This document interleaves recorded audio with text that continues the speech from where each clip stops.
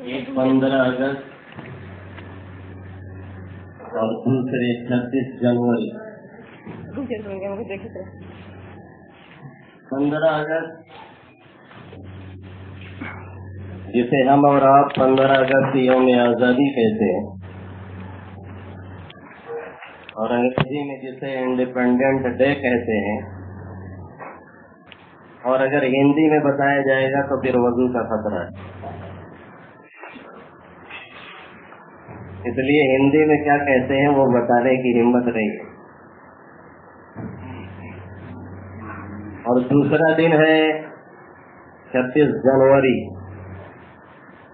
15 अगस्त 1947 1947 को ये मुल्क अंग्रेजों की गुलामी से आजाद हुआ। या यूं कहा जाए कि इस मुल्क को अंग्रेजों के चंगुल से छुड़ाया गया और फिर इसके दस्तूर बनाने में, क़वानीन मुरतब करने में 7 रुकनी कमेटी तश्कील की गई। डॉक्टर भीमराव अम्बेडकर जी कर रहे थे। जो हाथ उठाए हर जगह खड़े रहते हैं, आपने भी देखा। और बेचारे के ऊपर आजकल मुसीबत आई है तो कहीं कहीं पड़े रहते हैं। डॉक्टर भीमराव अम्बेडकर की सदारत में इसे कानून को 1949 में पास किया गया और 26 जनवरी 1950 में इसे नाफिज किया गया। और लोगों ने इस पर इत्तेफाक राय का इजहार किया। अलबत्ता हमारे एक मायनाज आलिम दीन मौलाना हजरत मोहानी रहमतुल्लाह अलैह ने इस दस्तूर के ड्राफ्ट के ऊपर लिखा कि ये दस्तूर और ये कानून और ये मुसव्वदा अंग्रेजों का जो बनाया हुआ था उसी का इजरा है, उसी की तौसी है। इसमें हिंदुस्तानियों के लिए और आज़ाद हिंद के लिए कुछ भी नहीं। ये इख्तिलाफ उनका था और है और रहेगा जब उन्होंने उस पर दर्ज कर दिया। तो 15 अगस्त 1947 को ये मुल्क आज़ाद हो रहा है और हमें और आपको इसकी आज़ादी की लड़ाई और उसकी तारीख का पता अगर कहीं से कुछ मिलता भी है और कभी कुछ सुनाई भी देता है और कभी कुछ हम मालूम भी कर लेते हैं तो हम ये समझते हैं कि 1857 में जंग छेड़ी गई और 1947 में ये मुल्क आज़ाद हो गया। अक्सर लोग यही जानते हैं और वो भी 1857 को हमारे लोग भी नादानी में, बेवकूफ़ी में या अंग्रेजों के चलाए हुए अल्फाज की वजह से गदर और गद्दारी का नाम देते। उलमा जंग करें, उलमा जिहाद करें, उलमा गर्दनें कटवाएं, उलमा जामे शहादत नोश करें, उलमा तख्ते दार पे लटकें, उलमा अपने बीवी बच्चों को कुर्बान कर दें, अपनी औरतों को बेवा कर दें, अपने बच्चों को यतीम बना डालें, जेल की काल कोठरियों में एक साल नहीं 15 साल 20 साल और बाज़ उलमा की क़यादत में लड़ने वाले मुजाहिदीन ऐसे भी हैं जिन्होंने 40 से 45 साल तक जेलों की सलाखों में अपनी जिंदगियां गुजारी हैं। ऐसी बगावत का नाम अगर हम और आप गदर और गद्दारी से याद रखेंगे तो फिर यकीन जानिए कि हमसे बड़ा भी गद्दार कोई नहीं।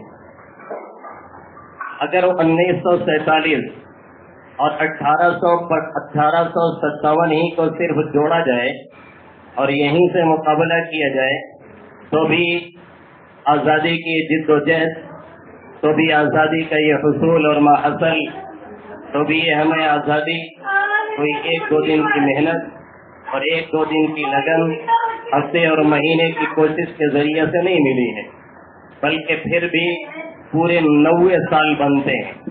جبکہ حقیقت اس کے کہیں برعکس ہے، حقیقت اس کے کہیں برخلاف ہے۔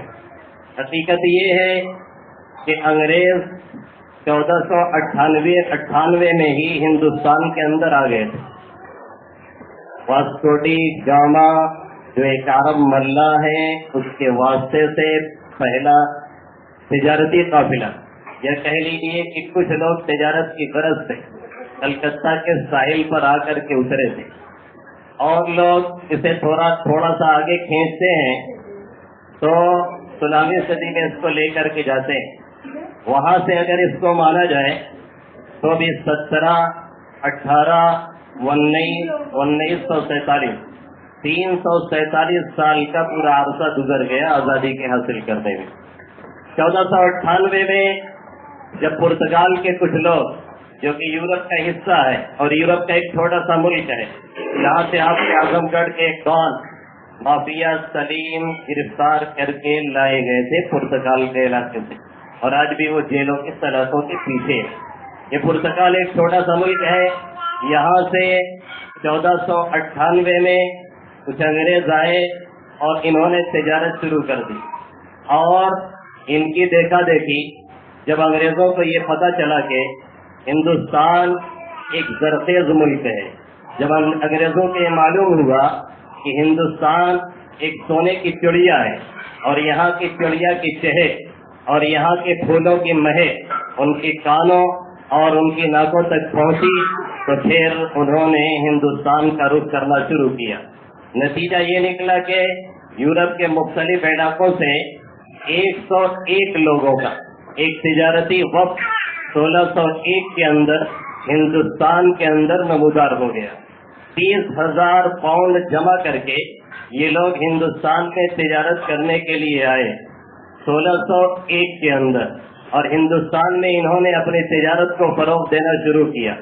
اس وقت کے بادشاہ اکبر کے بیٹے جہانگیر، اور جن کا نام ہے سلیم نور الدین، لقب ہے جہانگیر، انہوں نے ان کا استقبال تو کیا، انہوں نے ان کا ویلکم تو کیا، انہوں نے ان کے آنے پر کوئی اعتراض نہیں جتایا، انہوں نے انہیں کچھ نہ کچھ مراعات دی ہے، لیکن صحیح بات یہ ہے کہ جہانگیر کے زمانے میں ان کو اتنا بڑھاوا نہیں ملا ہے۔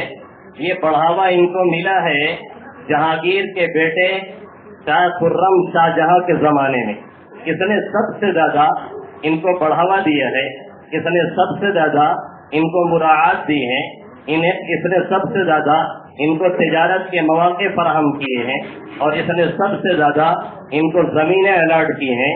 اس علاقے کے مالک آپ ہیں، اس علاقے کے حاکم آپ ہیں، اس علاقے کے حکمراں آپ ہیں، اس علاقے کے گورنر آپ ہیں، اس علاقے کے ذمہ دار آپ ہیں۔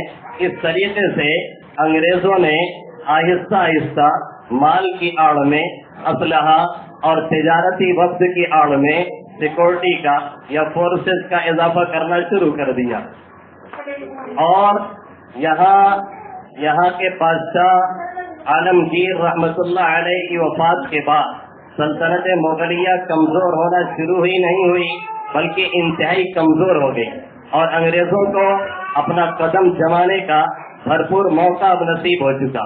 اور 1601 کے اندر آیا ہوا یہ تجارتی قافلہ آہستہ آہستہ پنپتا رہا، آہستہ آہستہ یہ تجارتی قافلہ بڑھتا رہا، آہستہ آہستہ یہ تجارتی قافلہ ترقی کرتا رہا، یہاں تک کہ 1701 کے اندر، یعنی پوری ایک صدی کے اندر، اس قافلے نے ہندوستان کے مختلف چھوٹے بڑے حصے پر اپنا قبضہ جما لیا، اور وہاں پر ان کی حکومت چلنے لگی، وہاں پہ ان کا قانون چلنے لگا، وہاں پہ ان کا راج چلنے لگا۔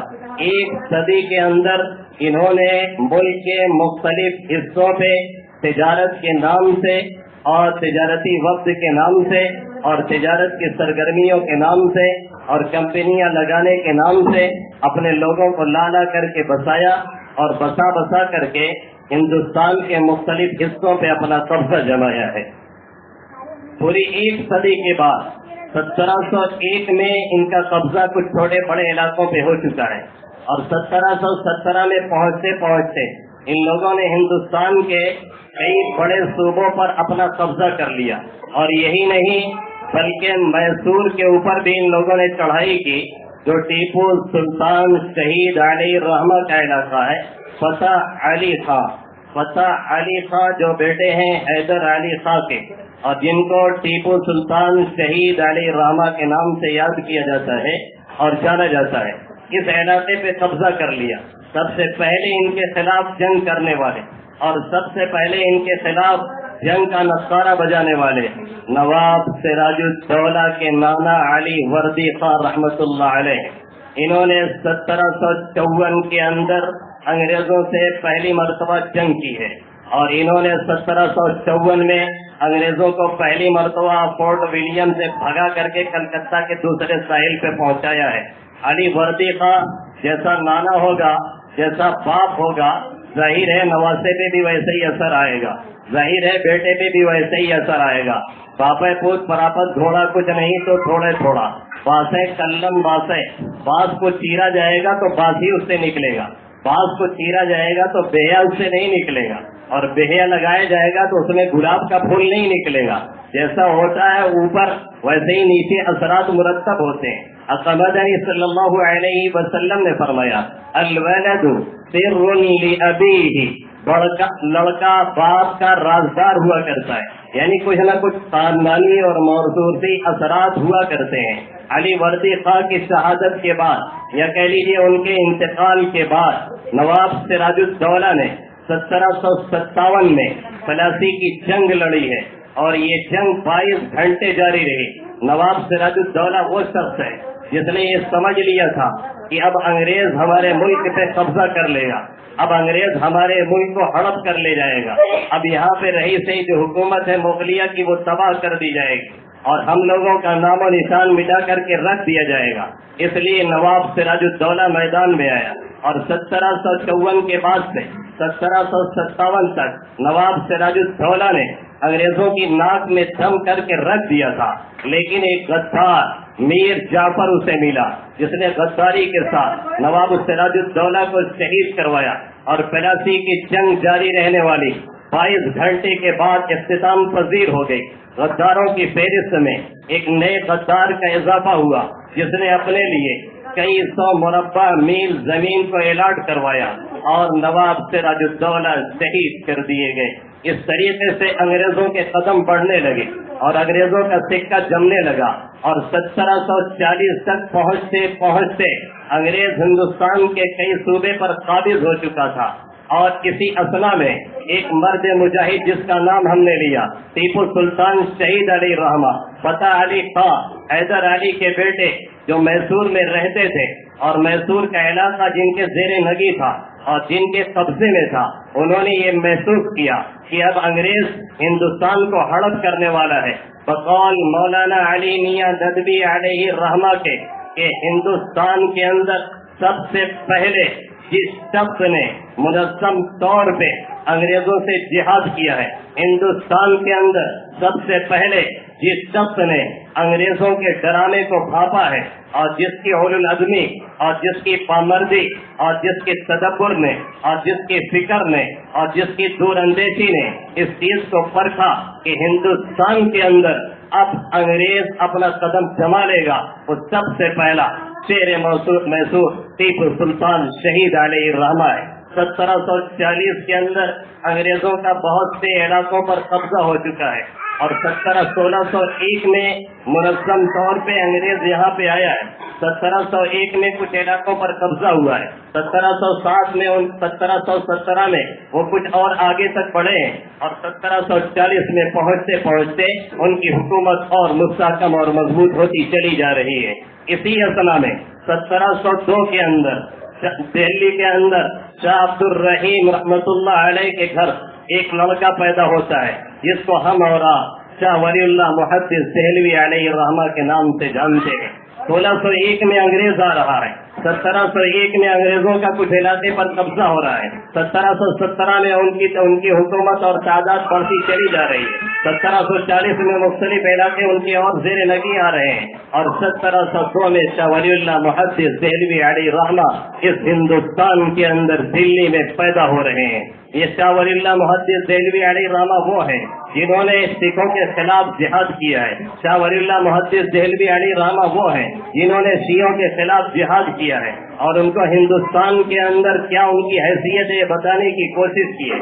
शाह वलीउल्लाह मुहद्दिस देहलवी अलैहि रहमा वो है जिन्होंने शेख अबू ताहिर मदनी से इल्म हदीस हासिल करके हिंदुस्तान में बाज़ाब्ता मुनज़्ज़म तौर पर दर्स हदीस शुरू किया है। मैं नहीं कहता कि उससे पहले हदीस नहीं पढ़ाई जाती थी, जुमले पे गौर करिए। मैंने क्या कहा है कि शाह वलीउल्लाह मुहद्दिस देहलवी अलैहि रहमा वो शख्स हैं जिन्होंने मुनज़्ज़म तौर पे और बाकायदा दर्स हदीस देना शुरू किया है और हिंदुस्तान के अंदर हदीस को इन्होंने फरोग दिया है और हिंदुस्तान के अंदर हदीस को इन्होंने रवाज बख्शा है और हिंदुस्तान के अंदर शियत के खिलाफ इन्होंने जिहाद किया है। हिंदुस्तान के अंदर सिखों से इन्होंने लोहा लिया है और अपना लोहा मनवाया है और ये साबित किया है कि शाह वलीउल्लाह कोई मामूली आदमी नहीं है और यही शाह वलीउल्लाह मुहद्दिस देहलवी अलैहि रहमा है जिन्होंने हुज्जतुल्लाहिल बालिगा लिखी है, जो किताब हमें और आपको शायद आज पता भी ना हो, लेकिन हमारे बड़े और हमारे बुजुर्गान दीन जिसका मुताला अपने ऊपर लाजिम समझा करते थे, जिसके अंदर उन्होंने पहली मर्तबा अहकाम इलाहिया के असरार और रुमूज को पेश किया।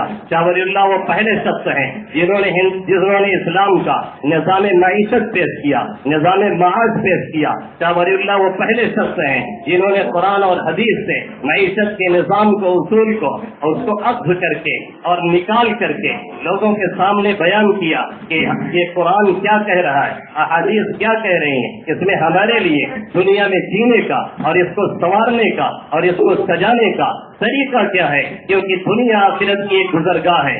अल्लाह के हबीब सल्लल्लाहु अलैहि वसल्लम ने फरमाया, अल मौत जसरुन युसिलुल हबीबा इलल हबीबी, मौत एक पुल है जो एक महबूब को दूसरे महबूब से मिलाता है, उस पुल को क्रॉस करके जाना पड़ता है। ये दुनिया हमारी आखिरत का एक पुल है, एक जीना है, एक सीढ़ी है, और अगर पुल जर्जर होगा, पुल सही नहीं होगा तो आखिरत में पहुंचना भी दुश्वार होगा। इसलिए उन्होंने इस निजाम को पेश किया जिसे कई साल बाद अंग्रेजों ने चुरा करके, मार्केनन और लेनन ने इसे चुरा करके अपनी किताबों में दर्ज किया और ये साबित करने की कोशिश की और नाकाम साई की कि ये हमारा निजाम है और हमने बनाया है और हमने लिखा है, जबकि शाह वलीउल्लाह मुहद्दिस देहलवी अलैहि रहमा ने उसे तरतीब दिया था।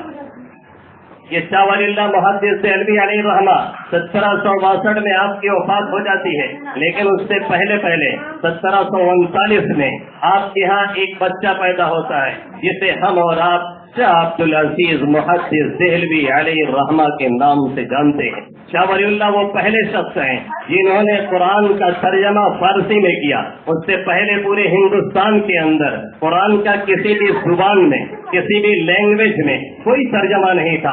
शाह वलीउल्लाह हिंदुस्तान के वो पहले शख्स हैं जिन्होंने कुरान का फारसी में तर्जमा किया है और शाह वलीउल्लाह के ये बड़े बेटे शाह अब्दुल अजीज मुहद्दिस देहलवी अलैहि रहमा वो पहले शख्स हैं जिन्होंने कुरान की तफसीर फारसी में लिखी, जिसे तफसीर अजीबी के नाम से जानते हैं। और शाह वलीउल्लाह मुहद्दिस देहलवी अलैहि रहमा के तीसरे बेटे शाह अब्दुल कादिर और दूसरे बेटे शाह अब्दुल कादिर और तीसरे बेटे शाह रफीउद्दीन मुहद्दिस देहलवी अलैहि रहमा, ये दोनों ऐसे हैं जिन्होंने इस कुरान का उर्दू में तर्जमा किया है।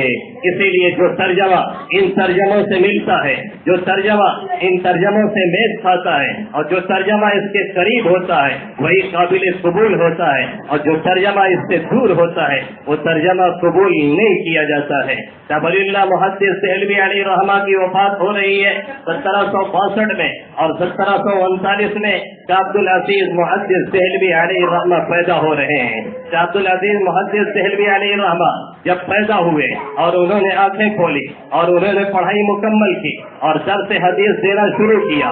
आहिस्ता आहिस्ता जब उनकी निगाहें हिंदुस्तान पे पड़नी शुरू हुई, उन्होंने देखा कि हिंदुस्तान के ऊपर अंग्रेज अपना सिक्का गाड़ता चला जा रहा है, हिंदुस्तान के ऊपर अंग्रेज अपना पंजा गाड़ता चला जा रहा है, हिंदुस्तान के ऊपर अंग्रेज अपना तसल्लुत जमाता चला जा रहा है, हिंदुस्तान के ऊपर अंग्रेज अपना कब्जा जमाता चला जा रहा है। नतीजा ये निकला कि 1772 के अंदर सबसे पहले जिसने हिंदुस्तान के अंदर आजादी का बिगुल बजाया है, जिसने हिंदुस्तान के अंदर आजादी का सुर फूका है, वो शाह अब्दुल अजीज मुहद्दिस देहलवी अलैहि रहमा है। और इन्हीं के साथ साथ या इन्हीं के आसपास अल्लामा फजल हक खैराबादी अलैहि रहमा है, जिन्होंने ये देखा था, जो खैराबाद के रहने वाले थे, जिन्होंने ये देखा कि हिंदुस्तान में अंग्रेज उपद्रव मचाए हुए, जिन्होंने ये देखा कि मुगलिया सल्तनत जवाल पजीर होती चली जा रही है, जिन्होंने ये देखा कि हिंदुस्तान से मुसलमानों का सफाया किया जा रहा है, जिन्होंने ये देखा कि यहाँ के मदारिस और मसाजिद को खत्म किया जा रहा है, जिन्होंने ये देखा कि यहाँ हमारी जो मेन शनाख्त है यानी ये मदारिस और मकातिब, उसके ऊपर बार बार बिल्डोजर चलाया जा रहा है और उसे तहस नहस करके रख दिया जा रहा है। अल्लामा फजल हक खैराबादी दिल्ली की जामा मस्जिद में गए, वहाँ नमाज के बाद खड़े हुए और खड़े होकर के उलमा के बीच उन्होंने तकरीर की और तकरीर करने के बाद उन्होंने कहा कि यहाँ पे रुके हुए मौलाना लोगों से मैं ये इस्तिफ्ता कर रहा हूँ, क्या आप जिहाद फर्ज हो चुका है कि नहीं हो चुका है, क्या अंग्रेजों को अब यहाँ से निकालना जरूरी है कि नहीं है। सभी उलमा ने गौर करने के बाद उस इस्तिफ्ता पे जवाब लिखा कि अब जिहाद फर्ज हो चुका है। नतीजा ये निकला कि दिल्ली के अंदर आजादी का जोर फूंक दिया अल्लामा फजल हक खैराबादी अलैहि रहमा ने, जिसके नतीजे में उन्हें गिरफ्तार किया गया और गिरफ्तार करने के बाद जब उन्हें कोर्ट में हाजिर किया गया और सजा की बात चली तो उनके खिलाफ जो लोग गवाही देने आते थे क्या हमारे उलमा थे और क्या उनका रोब दबदबा था। जो गवाही देने आया था वो अल्लामा फजल हक खैराबादी के हैबत की वजह से, उनके रोब साहब की वजह से, उनके असर की वजह से ये नहीं कह पा रहा था कि फतवा इन्हीं का है, ये नहीं कह पा रहा था कि फतवा इसी शख्स ने दिया है, ये नहीं कह पा रहा था कि फतवा इसी ने मुरतब किया है। अल्लामा फजल हक खैराबादी ने खुद कहा कि फतवा हम ही ने मुरतब किया है और हम ही ने फतवा लिया था और हम ही ने फतवा दिया था और ये फतवा हमारा है। और हम आज भी कहते हैं कि अंग्रेज यहाँ पर काबिज की हैसियत से हैं और इनके खिलाफ जिहाद फर्ज हो चुका है, जिसकी वजह से अंग्रेजों ने अल्लामा फजल हक खैराबादी को सजा सुनाई और जेल की काल कोठरियों में इन्हें ढकेला गया और नतीजा ये निकला कि अल्लामा फजल हक खैराबादी की मौत भी किसी हालत में जेल की हालत में हुई और इन्हें फांसी की फिर सजा सुना करके फांसी पे लटका दिया गया है। 1961 के अंदर तारीख उठा करके देख लीजिएगा, अल्लामा फजल हक खैराबादी की ये मुख्तसर सी तारीख शाह अब्दुल अजीज मुहद्दिस देहलवी, हर सिरे को पकड़ना पड़ेगा तब तारीख की तरफ कुछ जहन रहेगा और काम बनेगा।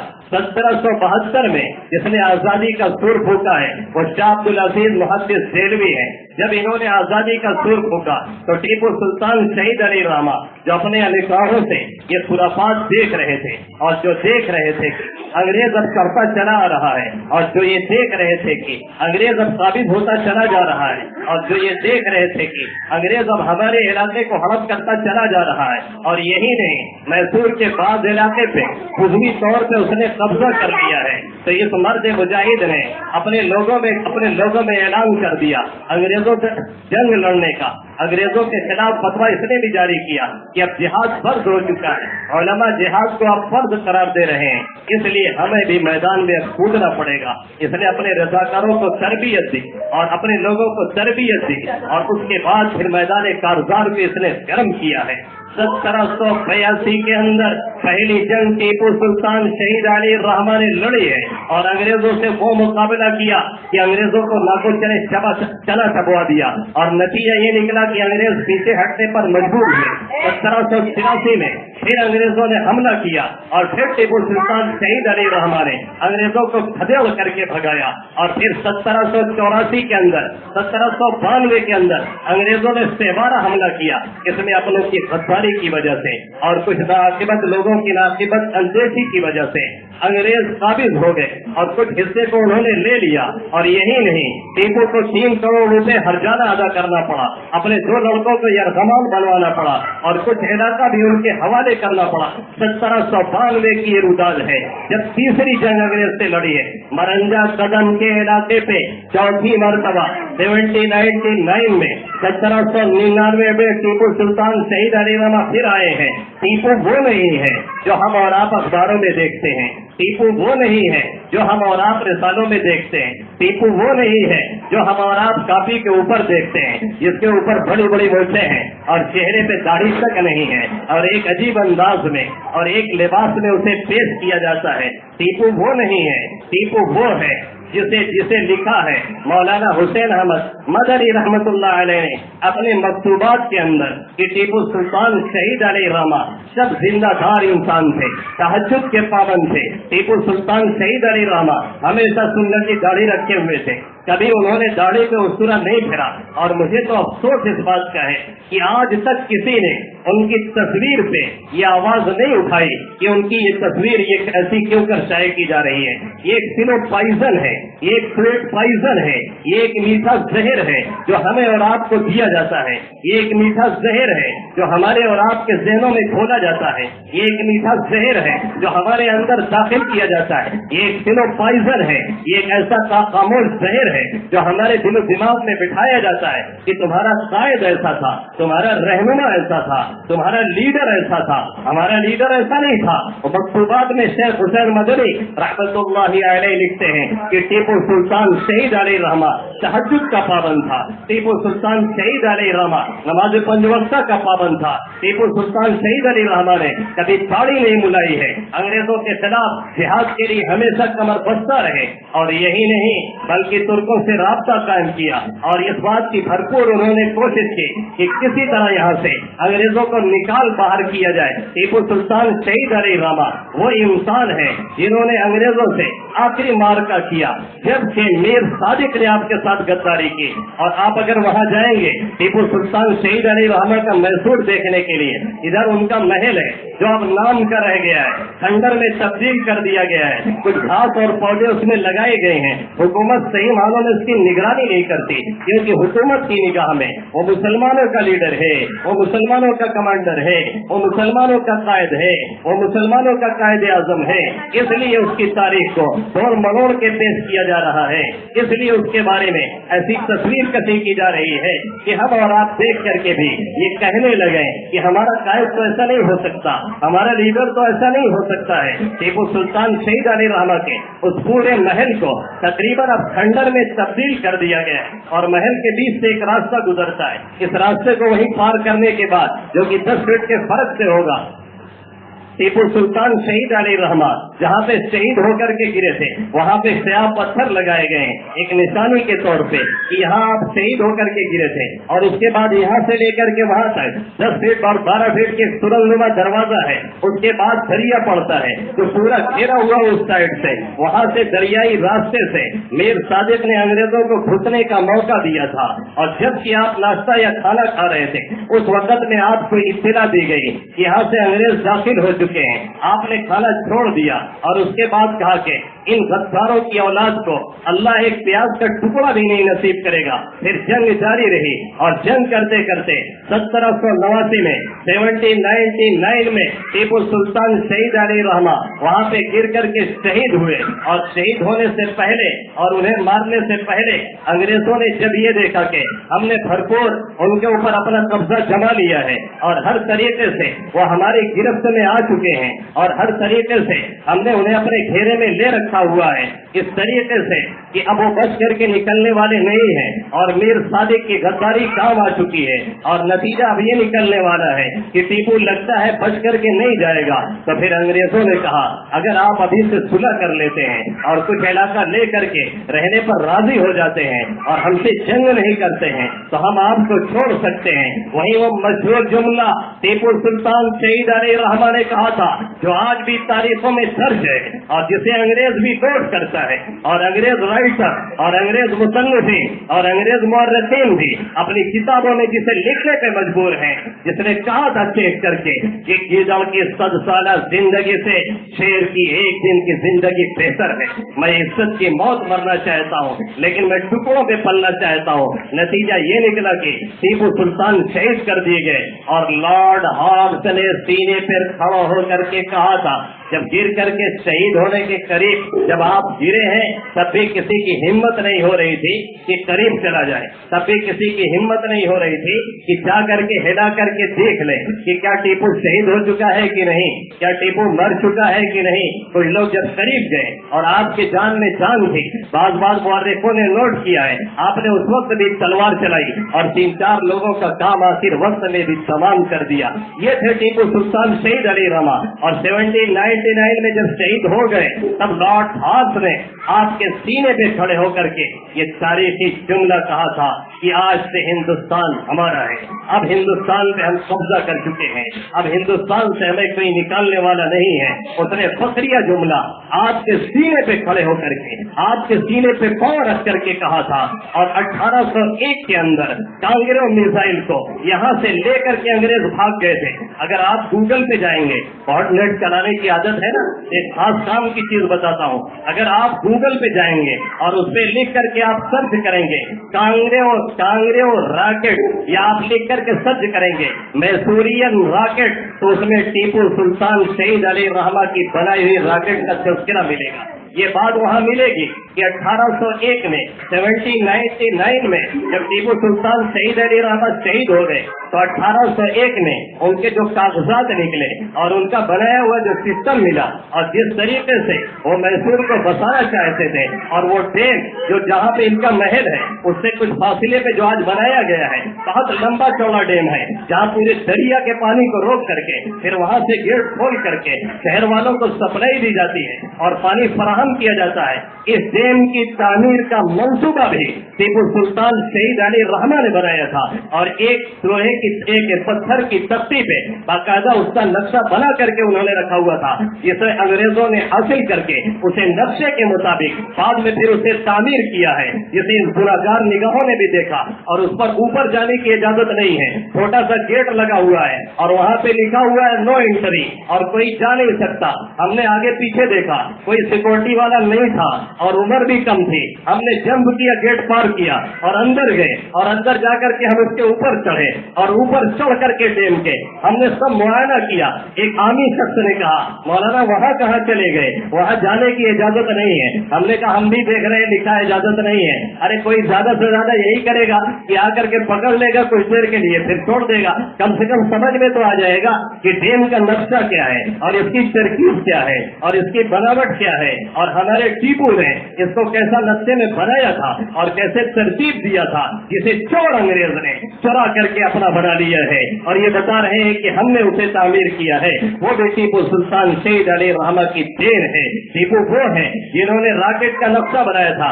कांग्रेस सर विलियम कांग्रेस एक अंग्रेज साइंसदान है, उसने लिखा है कि ये चुराने को तो हम लोग चुरा के लेके चले आए उनकी रॉकेट, लेकिन उसका नक्शा नहीं समझ में आ रहा था कि ये मार कैसे करेगी, इसको तरतीब कैसे दिया जाएगा, इससे फायर कैसे किया जाएगा, इससे धमाका कैसे किया जाएगा। नतीजा ये निकला कि उन्होंने वो किताब जो फतहुल मुजाहिदीन के नाम से उन्होंने वापस भेजी और उसके बाद बाद पेरिस के म्यूजियम में आज भी ये किताब टीपू की रखी हुई है, जिसके सरवरक पे लिखा हुआ है फतहुल मुजाहिदीन, और जिसके अंदर उन्होंने मिसाइल के पूरे नक्शे का तज़किरा किया है और ये बताया है कि मिसाइल कैसे मार करेगी, इसको तरतीब कैसे दिया जाएगा, इसको चलाया कैसे जाएगा। ऐसा नहीं है कि इंग्लैंड में मिसाइल उस वक्त नहीं थी, ऐसा नहीं है कि इंग्लैंड में रॉकेट उस वक्त नहीं था, ऐसा नहीं है कि इंग्लैंड वाले उस वक्त रॉकेट नहीं बना चुके थे, रॉकेट उस वक्त ईजाद हो चुका था, इंग्लैंड वालों के पास रॉकेट मौजूद भी था, लेकिन ये रॉकेट जिसे टीपू शहीद अली रहमान ने तरतीब दिया था, ये रॉकेट ऐसा था जिसकी मार 2 किलोमीटर तक जाया करती थी, और उस जमाने में रॉकेट की मार 2 किलोमीटर बहुत ज्यादा थी 1801 और 1803 के अंदर। इसलिए कांग्रेस साइंसदान ये चाह रहा था कि इसे तरतीब दे करके इस्तेमाल करके देखा जाए कि इसकी मार वाकई 2 किलोमीटर तक है कि नहीं है, और जब वो मजबूर हुआ तब किताब मंगवा करके पूरी तरतीब समझ करके उसने उसे ईजाद किया और अपने नाम कर लिया। आज भी कांग्रेस रॉकेट अगर लिखा जाएगा गूगल पे, आज भी अगर मैसूरियन रॉकेट लिखा जाएगा तो उसमें अगर नाम किसी का मिलेगा तो टीपू सुल्तान शहीद अली रहमान का मिलेगा, और किसी का अगर नाम मिलेगा तो फतह अली खां का नाम मिलेगा, किसी का अगर उसमें नाम नजर आएगा तो हमारे इसी कायद और लीडर शहीद अली रहमान का नाम नजर आएगा। हिंदुस्तान को पहली रॉकेट देने वाला अगर कोई मर्द मुजाहिद है तो टीपू सुल्तान शहीद अली रहमान है। हिंदुस्तान को अगर पहली तोप देने वाला कोई है तो जहीरुद्दीन मोहम्मद बाबर है, जिसकी बाबरी को ढा करके आज पूरे हिंदुस्तान में फना पैदा किया जाता है। हिंदुस्तान के अंदर अगर पहली पक्की सड़क को तस्वुर देने वाला और पहली सड़क को पक्की शक्ल में ला करके वजूद बख्शने वाला कोई है तो शेर शाह सूरी अली रहमान है। हिंदुस्तान के अंदर अग्नि मिसाइल, पृथ्वी मिसाइल और जितने भी मिसाइलें हैं अगर किसी ने बना के दिया है तो APJ अब्दुल कलाम है, दूसरा कोई नहीं है। ये हमारी देन है, हमारी मरहूम मिन्नत है कि हमने हिंदुस्तान को इस अंदाज से बसाया, कोई आंख न दिखा सके, कोई इसे लूट न सके, कोई इस पे डाका न डाल सके। पर हमें मिसाइल बनाने वाला, अग्नि मिसाइल बनाने वाला, अग्नि मिसाइल का परीक्षण करवाने वाला APJ अब्दुल कलाम सारी जिंदगी जिसने एक साधु संत की तरह से गुजारी, तिलावत का पाबंद, नमाज का पाबंद, तस्बीह का पाबंद, इसके बारे में लोगों ने मामन ने क्या क्या उड़ा दिया है। एक साहब बाकायदा गए थे, उन्होंने अपने हाथ से कुरान लिखा है और जा करके उससे मुलाकात की थी APJ अब्दुल कलाम से। उनसे हमने पूछा आपने उनकी जिंदगी को कैसा पाया। उन्होंने कहा कि खाली औकात में ज्यादातर वो तस्बीह पढ़ते हैं या ज्यादातर वो तिलावत करते हैं, और एक मरतबा वो प्राइम मिनिस्टर भी बनाए गए। प्राइम मिनिस्टर के बाद जब उन्होंने प्राइम मिनिस्टर पूरा करने के बाद उन्होंने बंगले को छोड़ा है और अपने प्राइम मिनिस्ट्री पूरी करके जब वहां से वो हटे हैं तो सदर जमहूरिया प्रेसिडेंट शुक्रिया सदर जमहूरिया का ओहदा जब उन्होंने छोड़ा है, प्रेसिडेंट का ओहदा जब उन्होंने छोड़ा है, तो फिर वहां से जब वो छोड़ करके निकले हैं तो उनके हाथ में वही एक अटैची थी जिसमें 2-4 जोड़ा पुराना कपड़ा था। एक चीज भी इस मर्द खुदा ने नहीं बनाई, एक चीज भी इस मर्द कलंदर ने अपने नाम नहीं की।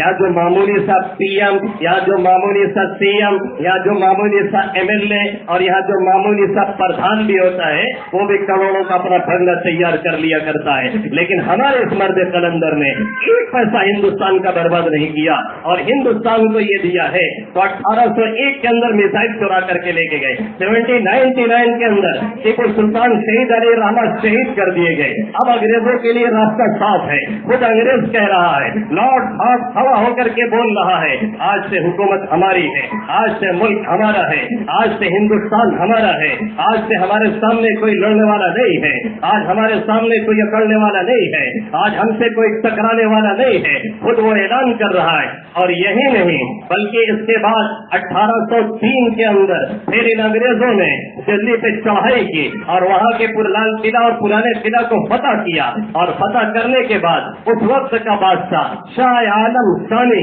उस वक्त का बादशाह शाह आलम सानी, उससे ये मुआहदा लिखवाया और उससे ये जबरन लिखवाया गया कि अब इस कागज पे तुम दस्तखत करो और ये जुमला लिखो, खल्क खुदा की, लोग मखलूक तो खुदा की है, लोग तो खुदा के हैं और हुकूमत आपकी की है, लेकिन हुक्म हमारा चलेगा। अब कंपनी बहादुर का हुक्म चलने वाला है। उसके बाद क्या था, अंग्रेजों ने एक नया दौर शुरू किया। उसके बाद क्या था, अंग्रेजों ने एक नया तरीका शुरू किया। उसके बाद क्या था, अंग्रेजों ने एक नए जुल्म की दास्तान रकम करनी शुरू कर दी और पूरे हिंदुस्तान के अंदर खास तौर से मुसलमानों के खिलाफ, क्योंकि आजादी का बिगुल इन्होंने बजाया था, क्योंकि आजादी का सुर इन्होंने फूका था, क्योंकि आजादी की लड़ाई इन्होंने लड़ी थी, क्योंकि आजादी की लड़ाई इन्होंने शुरू की थी, क्योंकि आजादी की जंग इन्होंने शुरू की थी। चाहे वो रेबेलियन मोबिला के इलाके के फकीर लोग हों, चाहे वो सन्यासी लोग हों, चाहे और कोई हो, जहाँ भी नाम आता है वो पहले नंबर पे मुसलमानों का आता है। सफ़े अव्वल में उलमा और मुसलमान अवाम ही नजर आते हैं। इसलिए अंग्रेजों ने इनके खिलाफ जुल्म के पहाड़ तोड़ने शुरू कर दिए। तब शाह अब्दुल अजीज मुहद्दिस देहलवी अलैहि रहमा ने एक पूरी मजबूती के साथ और पूरी जुर्रत के साथ फिर से फतवा दिया कि अब अंग्रेजों के खिलाफ जिहाद फर्ज हो चुका है। अब अंग्रेजों को यहाँ से भगाना हम पर लाजिम हो चुका है। अब अंग्रेजों को छोड़ना नहीं है, हिंदुस्तान के निकाल करके इनको दम लेना है। 1803 में आपने ये फतवा दिया और उसके बाद पकड़ दकड़ शुरू हुई और जंग जारी रही। कभी इधर झड़प हो रही है, कभी उधर झड़प हो रही है, कभी यहाँ जंग हो रही है, कभी वहाँ जंग हो रही है। ये जंग का सिलसिला दराज से दराज तर होता चला जा रहा है और ये जंग का सिलसिला चलता चला जा रहा है। इस तरीके से 1803 के फतवे के बाद ये जंग चलनी शुरू हुई और जंग का सिलसिला आहिस्ता आहिस्ता बढ़ना शुरू हुआ और उलमा के साथ उनकी आवाम भी शिरकत करनी शुरू कर दिया। और 1826 के अंदर जब टीपू सुल्तान शहीद हो चुके थे और अंग्रेज दिल्ली पे काबिज हो चुका था और अंग्रेज ने दिल्ली पर कब्जा कर लिया था, लेफ्टिनेंट जनरल ने जाकर के दिल्ली में कब्जा जमा करके और दोबारा कब्जा करके जब ये ऐलान कर दिया था कि आज से हुकूमत तो हुक्म हमारा चलेगा, हुकूमत किसी की भी रहेगी, लोग तो अल्लाह के रहेंगे, लेकिन कंपनी बहादुर का हुक्म चलने वाला है।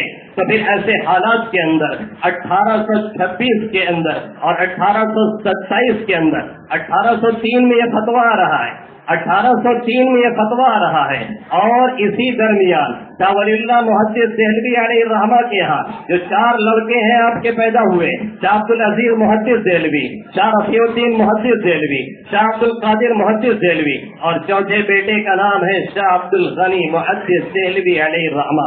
शाह अब्दुल गनी मुहद्दिस देहलवी अलैहि रहमा, इनका सबसे बड़ा कारनामा ये है कि इनके एक लड़के का नाम शाह इस्माइल शहीद अलैहि रहमा है। ये इनका एजाज कहिए, यह इनकी करामत कहिए। सैयद अहमद शहीद देहलवी अलैहि रहमा शाह अब्दुल अजीज मुहद्दिस देहलवी अलैहि रहमा के शागिर्द हैं। ये उनसे पढ़ने के लिए आए और दिल्ली में इल्म हासिल किया।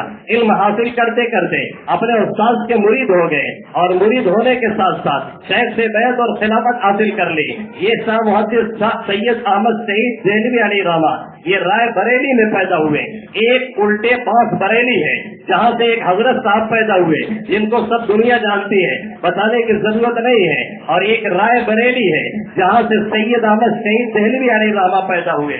और इन्होंने उसके बाद सुना कि अब राजा रंजीत सिंह जो पंजाब का हुक्मरान बन चुका है और पंजाब की गवर्नरी जिसके कब्जे में आ चुकी है, उधर वो जुल्म ढा रहा है, इधर अंग्रेज जुल्म ढा रहा है। और आपको पता चला कि उसने पंजाब के इलाके में लाहौर की जामा मस्जिद को घोड़ों का अस्तबल बना रखा है, औरतों और बहनों की इज्जत को तार-तार कर रहा है और लूट रहा है।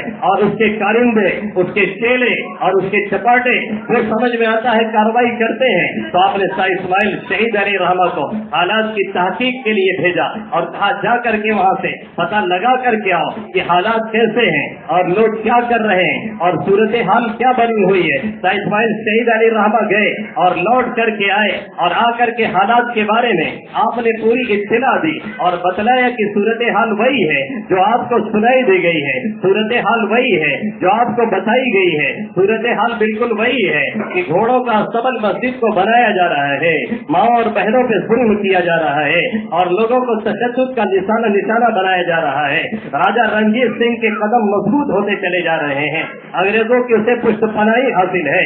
ऐसे में शाह सैयद अहमद शहीद अली रहमान ने अपने रजाकारों की भर्ती का ऐलान कर दिया, मुजाहिदों की भर्ती का ऐलान कर दिया। और जो आज के मुरीदीन हैं, सैयद अहमद शहीद देलवी अली रहमान, ये वो शख्स है जिनके हाथ से 40,000 लोगों ने इस्लाम कबूल किया है और लाखों लोगों ने आपके हाथ पर तौबा की है। और ये वो शख्स है जिनकी किताब तक़वियतुल ईमान पढ़ करके न मालूम कितने काफिरों ने इस्लाम कबूल किया है। ये वो शख्स है कि जहाँ खड़े हो जाते थे, इनको देख करके शराबी शराब पीना छोड़ देता था, इनके चेहरे को देख करके सारी ज़िनाकारी से तौबा करता था, इनके चेहरे को देख करके बदकारी से तौबा कर लेता था।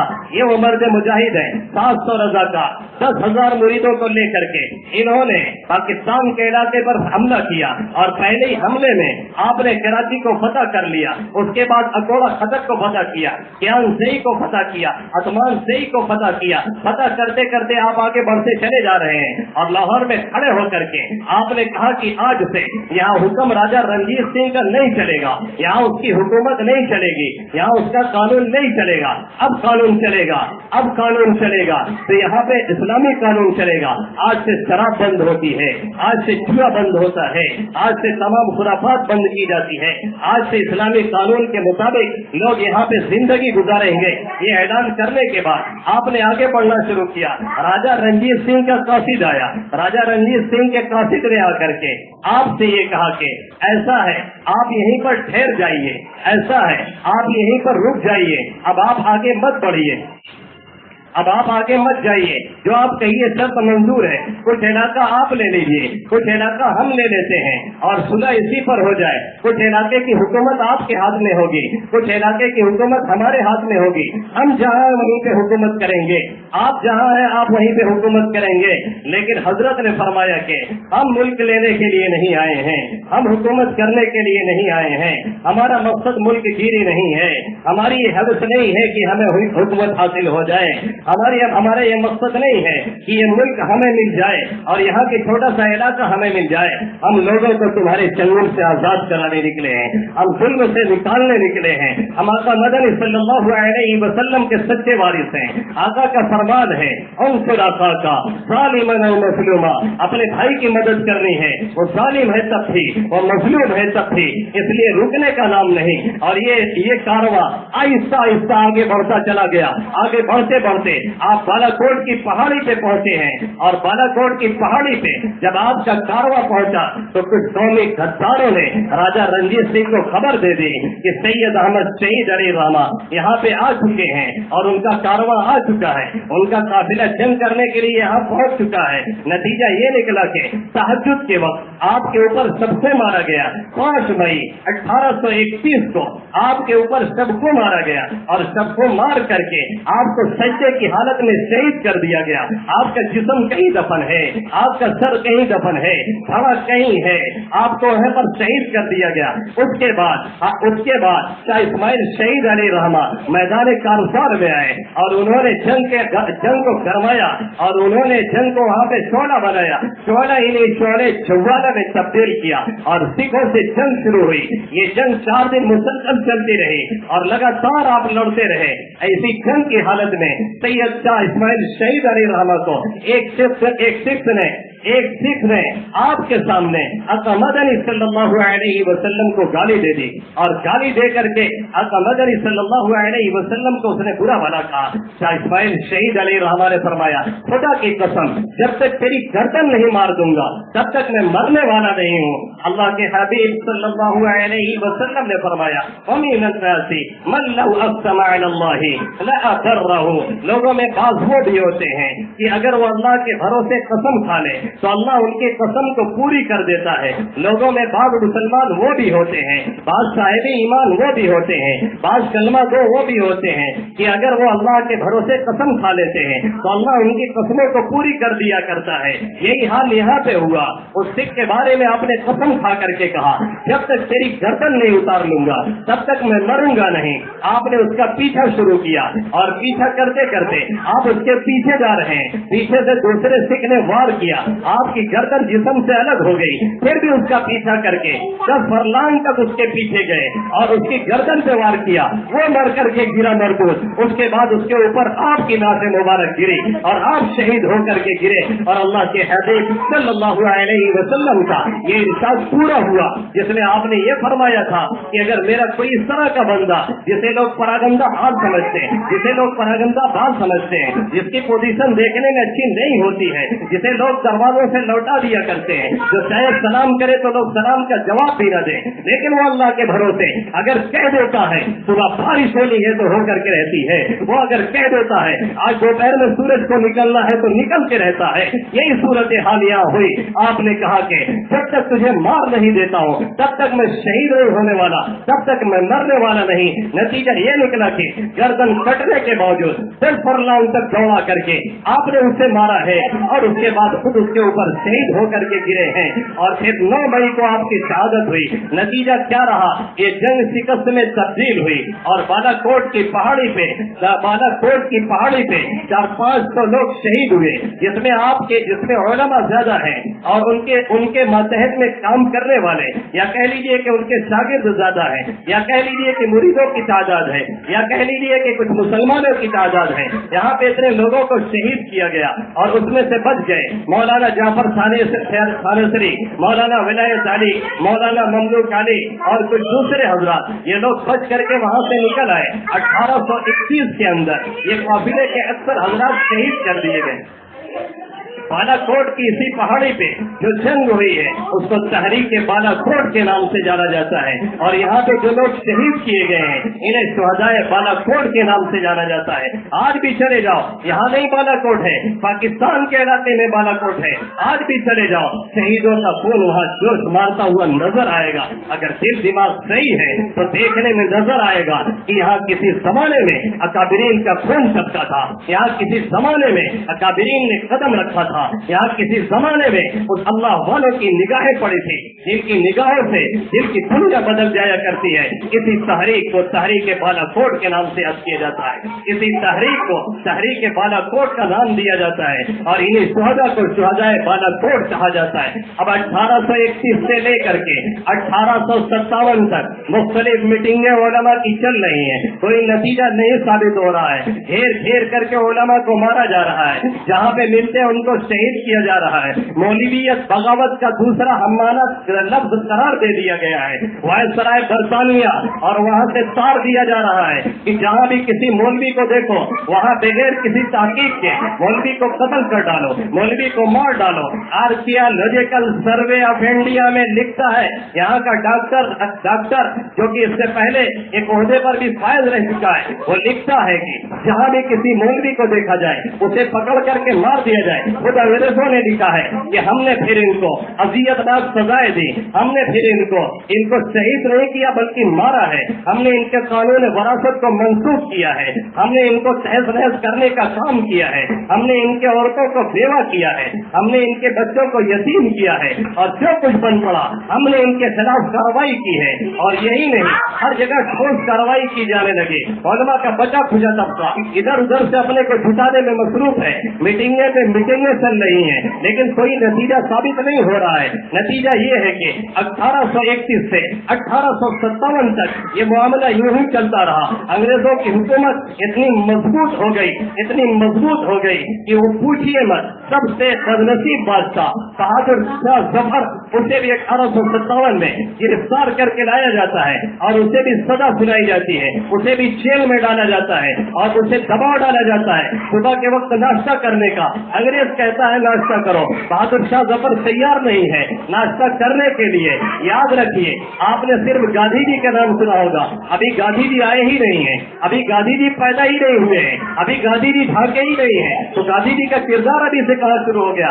350 साल की ये लड़ाई है और 350 साल की ये जंग है और 350 साल की ये हुकूमत है अंग्रेजों की, जिसे बाद में उखाड़ फेंका गया है। अभी गांधी जी पैदा ही नहीं हुए, गांधी जी का नाम इतने शुरू में कहाँ से जाता है 1857 में बहादुर शाह जफर सबसे बदनसीब बादशाह जिसे गिरफ्तार किया गया, और गिरफ्तार करने के बाद जिसकी आंखों में अंग्रेजों ने एक खास किस्म का पॉइजन डाला, एक जहर डाल दिया था, जिससे वो अंधा होने लगा। क्योंकि अंग्रेजों को मालूम था इस्लामिक लॉ के मुताबिक, इस्लामिक कवानीन के मुताबिक कोई अंधा राजा नहीं हो सकता है, कोई अंधा हुकूमत नहीं कर सकता है। इसलिए अंग्रेजों ने उनकी आंख में जहर खोल दिया, और यही नहीं बल्कि सुबह के वक्त नाश्ता करने के लिए उन पे जोर डाला गया। बहादुर शाह जफर तैयार नहीं नाश्ता करने के लिए, जबरदस्ती नाश्ता लाया गया, और जिस तख्त में नाश्ता लाया गया था, जब उस तख्त से जिसपे सफेद रुमाल डाला हुआ था हटाया गया, तो बहादुर शाह जफर देखते हैं, उनकी बेबसी का आलम सोच लीजिए कि उनके 2 बेटे और 1 पोते का कटा हुआ सर उस तख्त में रखा हुआ है, उस सैनी में रखा हुआ है। वो अरे बहादुर शाह जफर देख करके कहते हैं, मुजाहिदों के सर यूं ही हुआ करते हैं, कोई घबराहट नहीं, कोई लफ्जिश नहीं, कोई कुम्बिस नहीं, कोई परेशानी नहीं। इतने इत्मीनान से जेल की काल कोठरियों में भी ये मर्द खुदा इस तरह से बात कर रहा है।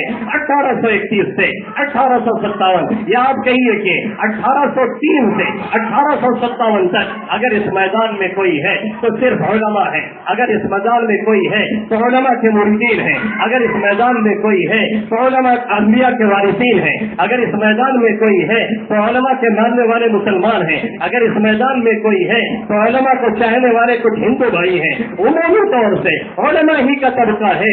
कई हजार उलमा इस दरमियान शहीद किए जा रहे हैं। इस जंग में किसी दूसरे का जरा बराबर हिस्सा नहीं है।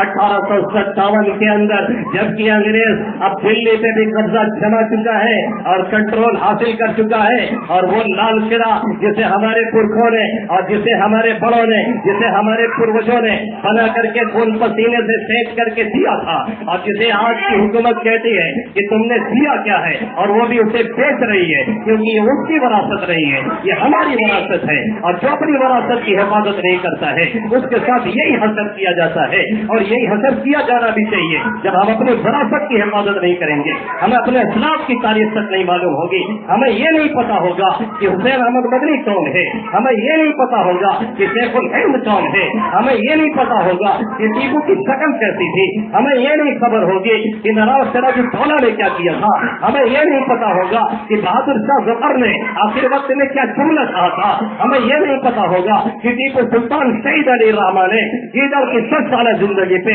मौत के 1 दिन की जिंदगी को बेहतर करार दिया था। तो यही हसर होने वाला है, और यही हसर होता है। फिर मीटिंग की गई दिल्ली के अंदर, 34 उलमा को जमा किया गया। मीटिंग में मीटिंग चल रही है, अब क्या किया जाए, अब क्या किया जाए। अब अंग्रेज तो मजबूत होता चला जा रहा है, हमारी तादाद घटती चली जा रही है। जब अंग्रेज यहाँ हिंदुस्तान में आया है, 1000 मदरसे सिर्फ दिल्ली के अंदर है, सारे मदरसों में बिल्डोजर चला दिया गया है, सारे मदरसों को खत्म कर दिया गया है, मदरसा शाह वलीउल्लाह पे भी बिल्डोजर चल चुका है। ये सूरत हाल है। एक एक शनाख्त को, एक एक पहचान को, एक एक चीज को हमारी ढूंढ ढूंढ के मिटाया जा रहा है। 34 उलमा की मीटिंग चल रही है, कोई कुछ मशवरा दे रहा है, कोई कुछ मशवरा दे रहा है, कोई कुछ कह रहा है, कोई कुछ कह रहा है, कह करके लोग थक जा रहे हैं, कोई हल नहीं निकल रहा है। हजरत मौलाना हुज्जतुल इस्लाम अल इमाम अल कासिम अन्नानवी बानी दारुल उलूम देवबंद अलैहि रहमा, अल्लाह इस मर्द अहम की कब्र पे करोड़ रहमत नाजिल फरमाए, आमीन या रब्बल आलमीन। ये खड़े हुए और इन्होंने खड़े होकर के कहा, क्या हमारी तादाद गाजियाने बदर से भी कम है, हम जिहाद क्यों न करें। ये कहना था कि हंगामा बर्पा हो गया और लोग जिहाद से मुस्तफिक हो गए और दस्तखत की गई। 34 उलमा ने दस्तखत की कि जिहाद फिर से शुरू किया जाए। नतीजा ये निकला कि 2 महाल बनाए गए, एक अम्बाला के मकाम पर जिसकी क़यादत मौलाना जाफर थानेसरी कर रहे थे, और दूसरा महाल शामिली के इलाके में जिसकी क़यादत हाजी इमदादुल्लाह मुहाजिर मक्की अलैहि रहमा कर रहे थे। ये जंग शुरू हुई, अंग्रेजों से फिर से मोर्चा लिया गया और फिर से जंग का आगाज किया गया, और इस जंग के नतीजे में फिर शिकस्त हुई, क्योंकि वसाइल की किल्लत, अफराद की किल्लत, गद्दारों की जाती और मालूम कितने और पीछे लगे हुए हैं। इसलिए ये जंग भी शिकस्त में तब्दील हो गई। नामालूम कितने लोग शहीद हुए, हाफिज जामिन शहीद अलैहि रहमा भी शहीद कर दिए गए, मौलाना कासिम नानौतवी अलैहि रहमा को भी गोली लगी, आपको भी जख्म आया, लोग वहाँ से राय फरार इख्तियार तैयार करके इधर उधर लोग मुंतशिर हो गए और वहाँ से चलता हुए, और नतीजा ये निकला कि फिर अंग्रेजों ने जब देखा कि अब ये जंग भी नाकामी में तब्दील हो गई है और अब यहाँ कोई सामने हमारे मौजूद नहीं है, लेकिन वक्तन फवक्तन ये लोग खड़े हो जाया करते हैं, वक्तन फवक्तन ये लोग जंग का बिगुल बजा दिया करते हैं, वक्तन फवक्तन ये लोग दूर फूंक दिया करते हैं और फिर इनकी आवाम खड़ी हो जाती है। तो फिर अब क्या किया जाना चाहिए? सर विलियम थॉमसन ने लिखा है कि वायसराय बरतानिया की तरफ से ये पैगाम दिया गया और ये आया कि जरा ये बताइए कि वहाँ पे जंग कौन कर रहा है और किसके बलबूते लड़ी जा रही है और कौन लोग लड़ रहे हैं और कौन लोग क्या कर रहे हैं और किसका कारनामा क्या है। तो यहाँ से उसको पैगाम दिया गया मिस्टर थॉमसन ने लिखा के, क्योंकि यहाँ पे उलमा की तादाद ज्यादा है और वही सबसे पेश रह रहे हैं और वही उकसाते हैं और वही लोगों को लड़ाते हैं।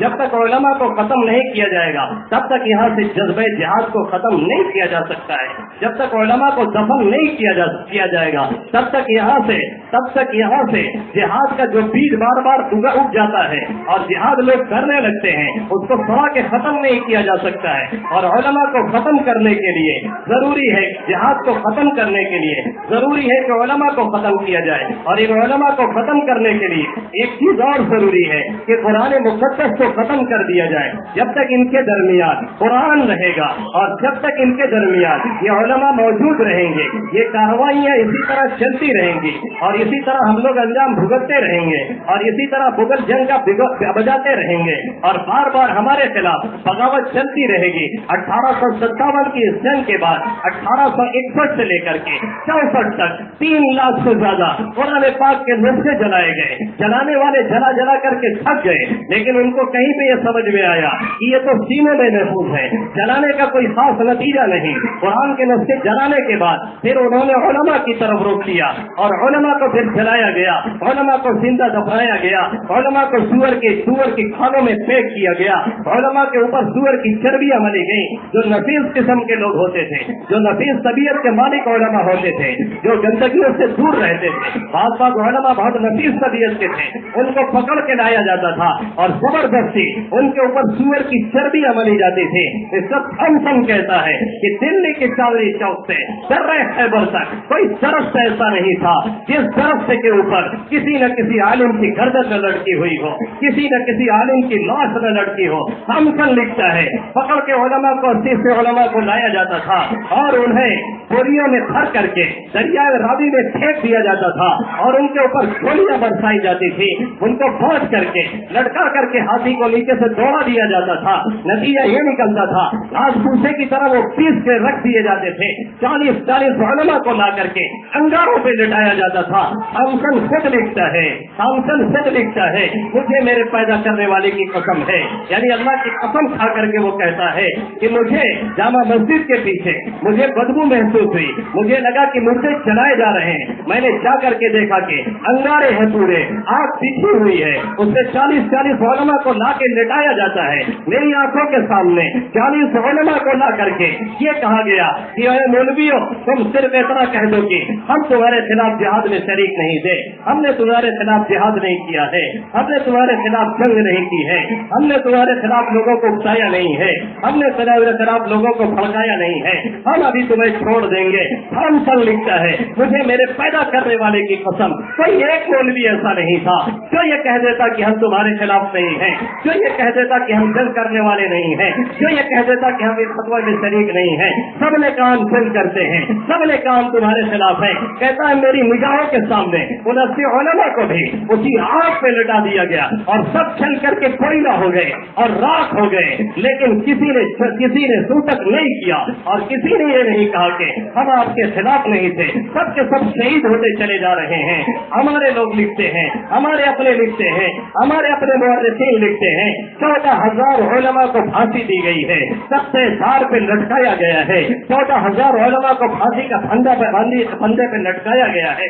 जबकि खुद एडवर्ड टेम्स लिखता है अपनी एक किताब के अंदर कि इस जंग के बाद हमने 51,000 200 लोगों को फांसियां दी हैं, और उसमें से सिर्फ 27,000 उलमाए किराम हैं।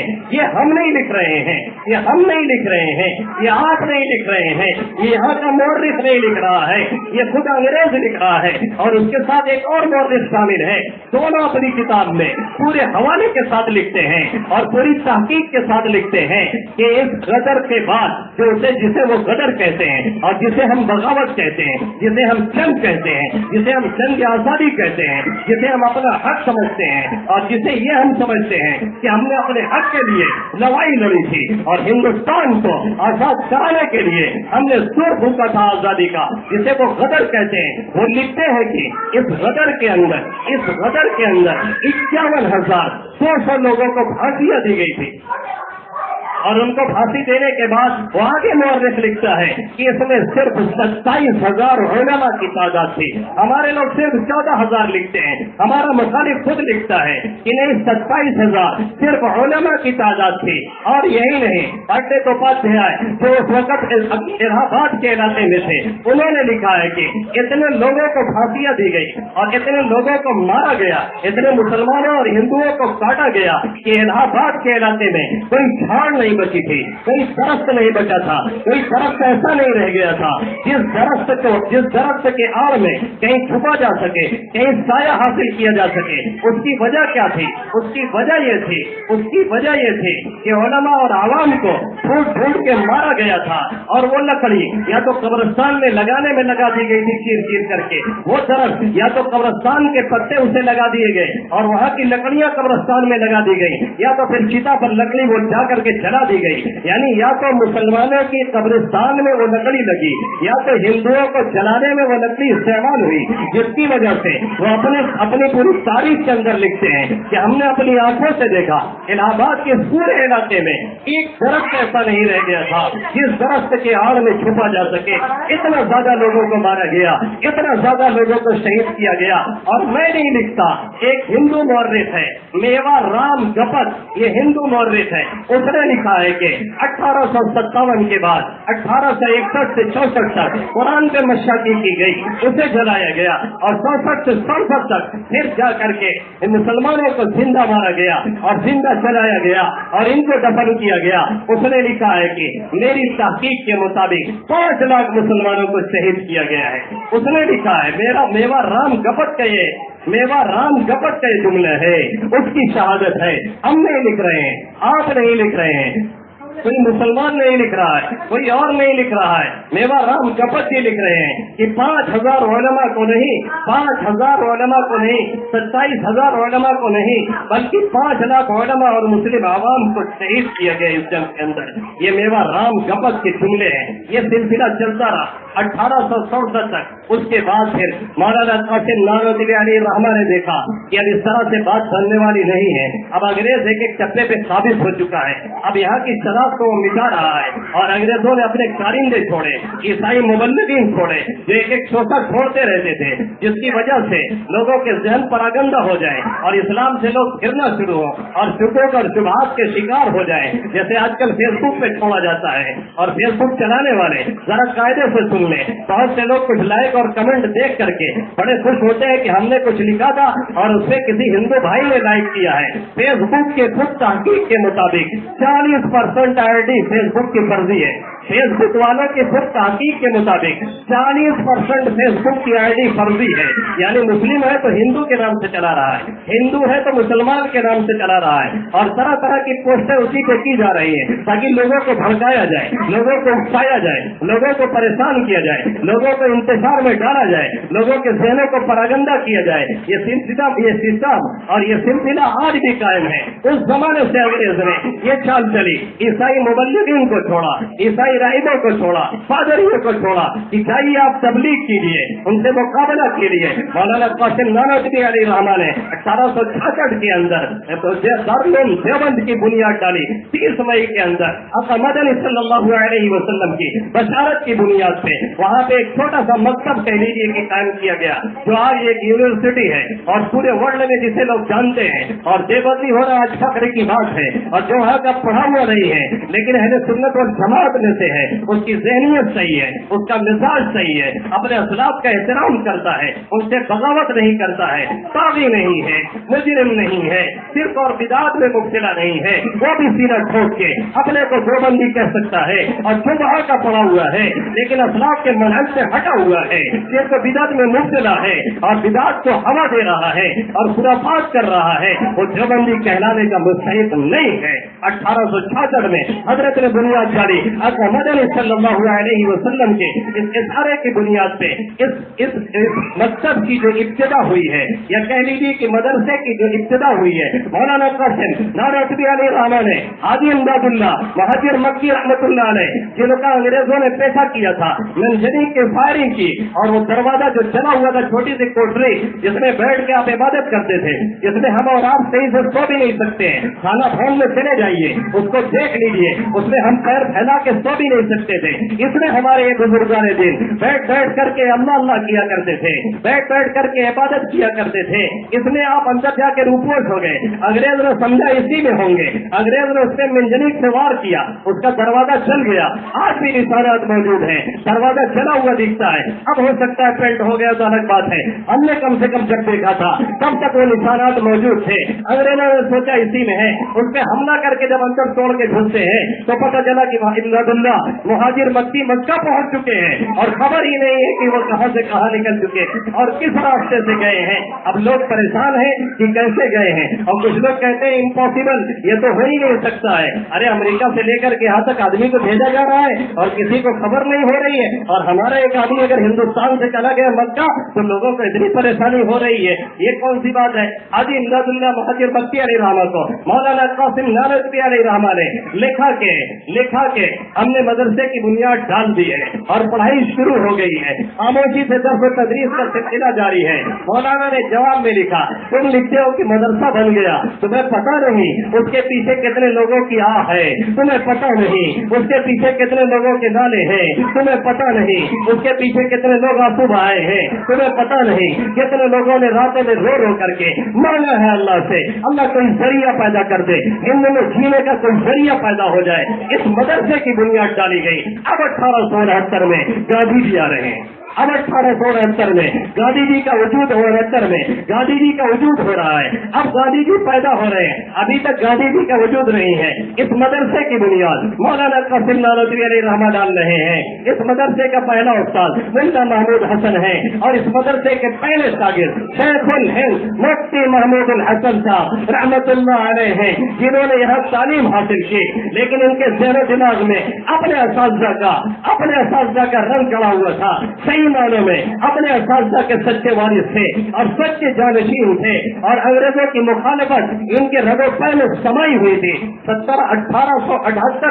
1878 سے مسلسل یہ انگریزوں کے لیے چیلنج بنے رہے اور انگریزوں کی ناک سے دم کر کے رکھتے رہے اور مسلسل انگریزوں کو للکارتے رہے اور ان کے خلاف عالم بغاوت بلند کرتے رہے.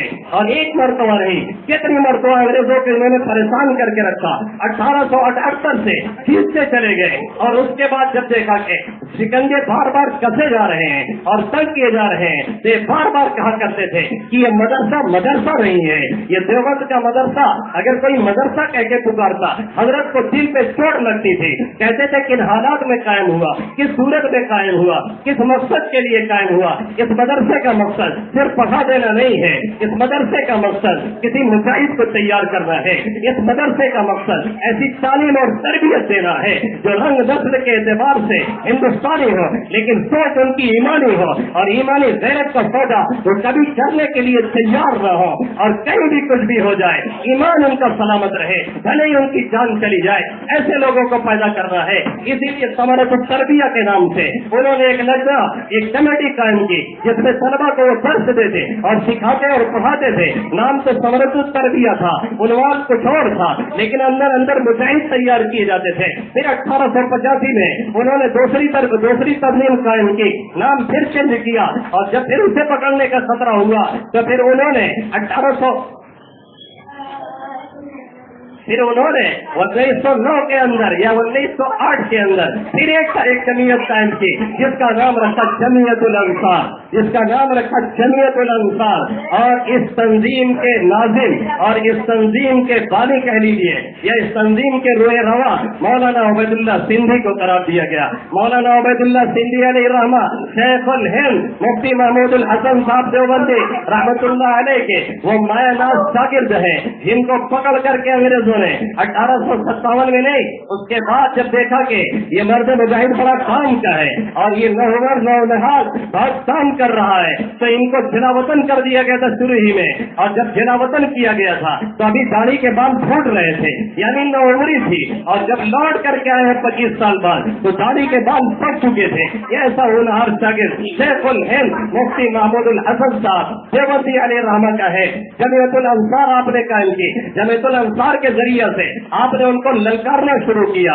और यही नहीं कि ललकारना शुरू किया, बार बार अंग्रेजों के खिलाफ, बार बार अंग्रेजों के खिलाफ आप आवाज उठाते रहे, बार बार अंग्रेजों को आप ललकारते रहे, बार बार अंग्रेजों को आप नोटिस भेजते रहे और ये समझाने की कोशिश करते रहे हिंदुस्तान में तुम्हें चैन से हम बैठने नहीं देंगे। 1912 और 13 के अंदर या 1911 और 12 के अंदर मौलाना अबुल कलाम आजाद रहमतुल्लाह अलैह ने अल बलाग कलकत्ता से शाये किया, जिसके जरिए से उन्होंने आजादी का सुर फूंका और कहा कि हिंदुस्तान में अंग्रेजों को बर्दाश्त नहीं किया जाएगा। इस बंदे के कलम में वो दम थे कि अल बलाग और अल हिलाम के जरिए से पहले अल बलाग शाये करता था, अल बलाग पे पाबंदी, तो अल हिलाम शाये किया और उसके जरिए से बार बार लोगों को उकसाता रहा, क्योंकि कलम भी किसी तलवार से कम नहीं है। अगर हमारे कलम में दम है और अगर जुबान में दम है तो जुबान भी किसी तलवार से कम काम नहीं देती है। अल हिलाम के जरिए से हजरत ने लोगों को उकसाना शुरू किया। नतीजा ये निकला,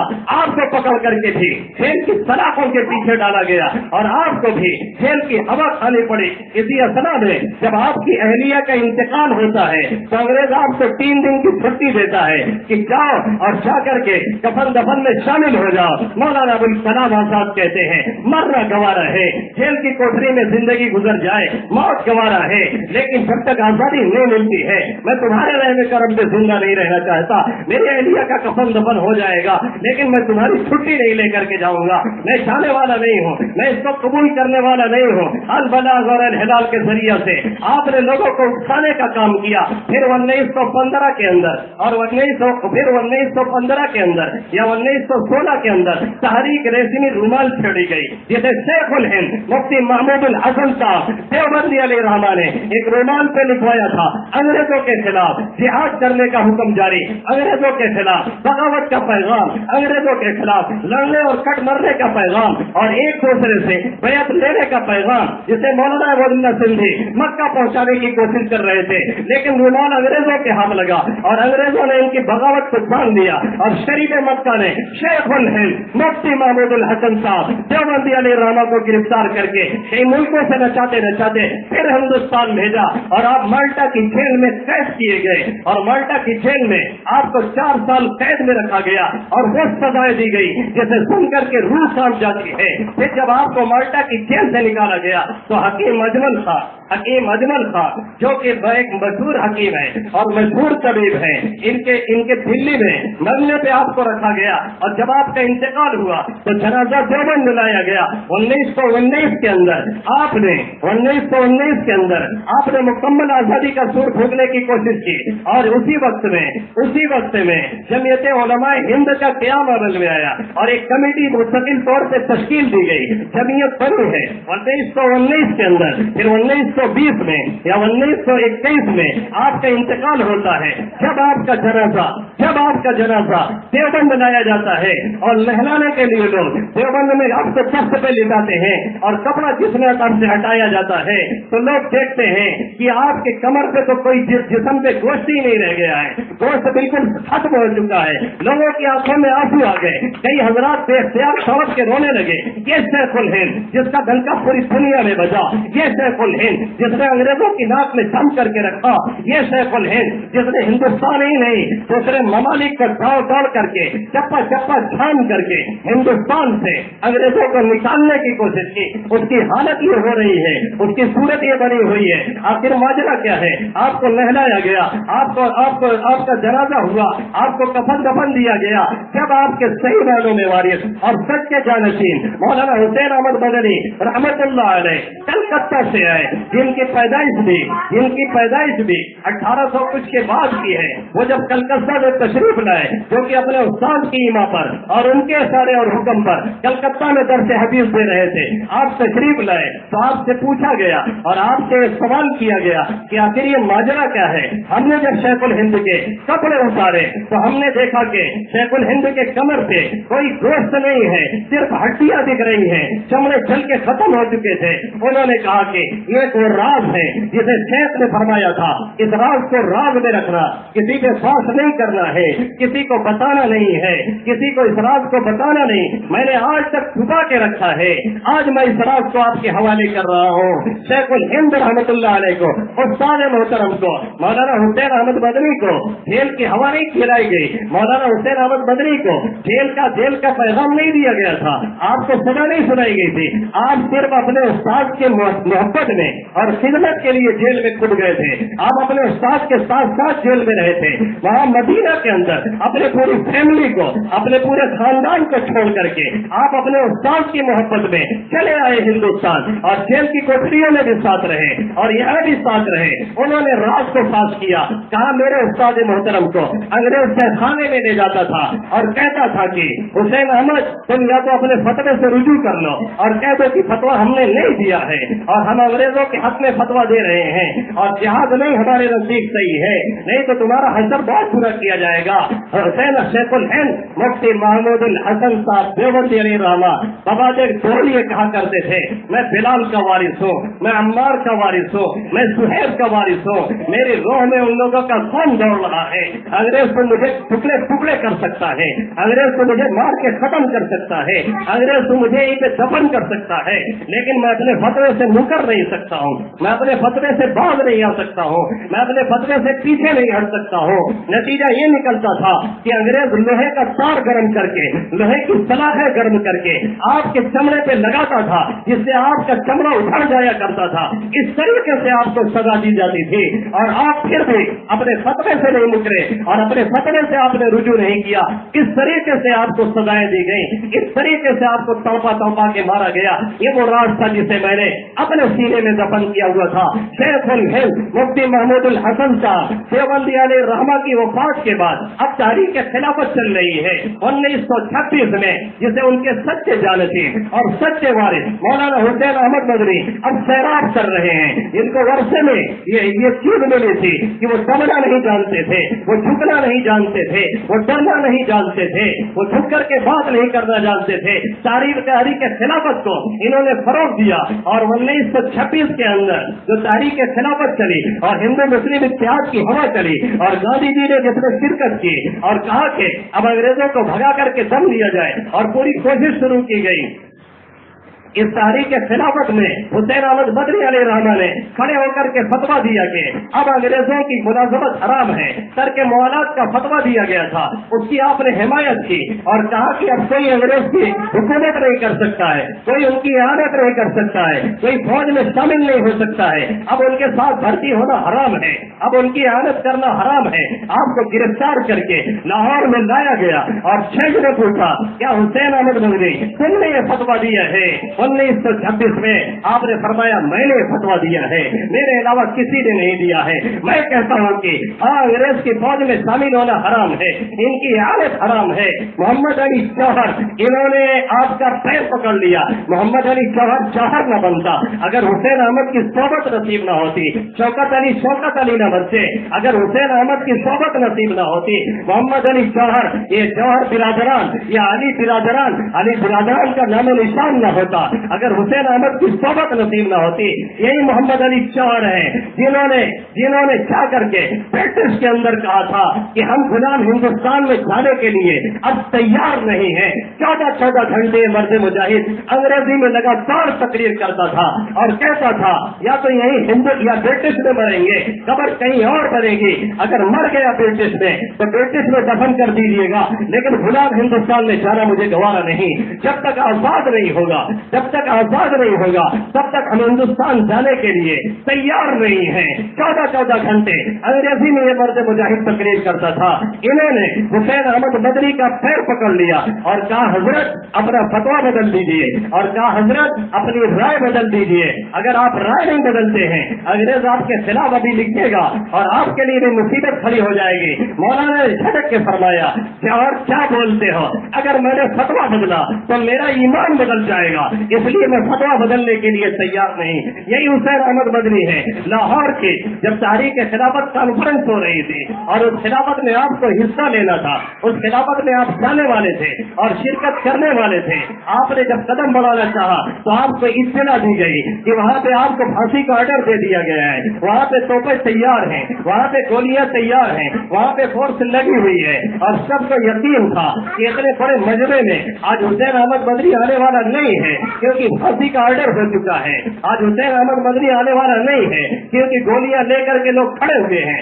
آج حسین احمد مدنی آنے والا نہیں ہے کیونکہ میزائلیں نصب کر دی گئی ہیں. لیکن مارے حسین احمد مدنی, آپ کی جرأت کو سلام, آپ کی بے باکی کو سلام, آپ کے جرأت مندانہ اور رندانہ اسلام کو سلام, جرأت مندانہ اسلام کو سلام. حسین احمد مدنی آئے کفن ہاتھ میں لے کر کے اور کفن کو لہرا کر کے اسٹیج پہ کھڑے ہوئے اور یہ جملہ کہا لیے پھرتی ہے بلبل چوچ میں گل, لیے پھرتی ہے بلبل چوچ میں گل. انگریزوں کے توپوں کو, انگریزوں کی گولیوں کو, انگریزوں کی بندوقوں کو آپ نے بلبل سے تشبیہ دیا اور ان کی گولیوں کو, ان کے چھرے کو آپ نے گل یعنی پھول سے تشبیہ دیا اور یہ شعر کہا لیے پھرتی ہے بلبل چوچ میں گل. لکھنے والے لکھتے ہیں, مورخین لکھتے ہیں, جب آپ نے یہ جملہ کہا اور جب آپ نے یہ بات کہی تو پھر آدھے گھنٹے تک مجمع نعرہ لگاتا رہا. نعرے تکبیر اللہ اکبر سے پورا لاہور اور کراچی گھنٹتا رہا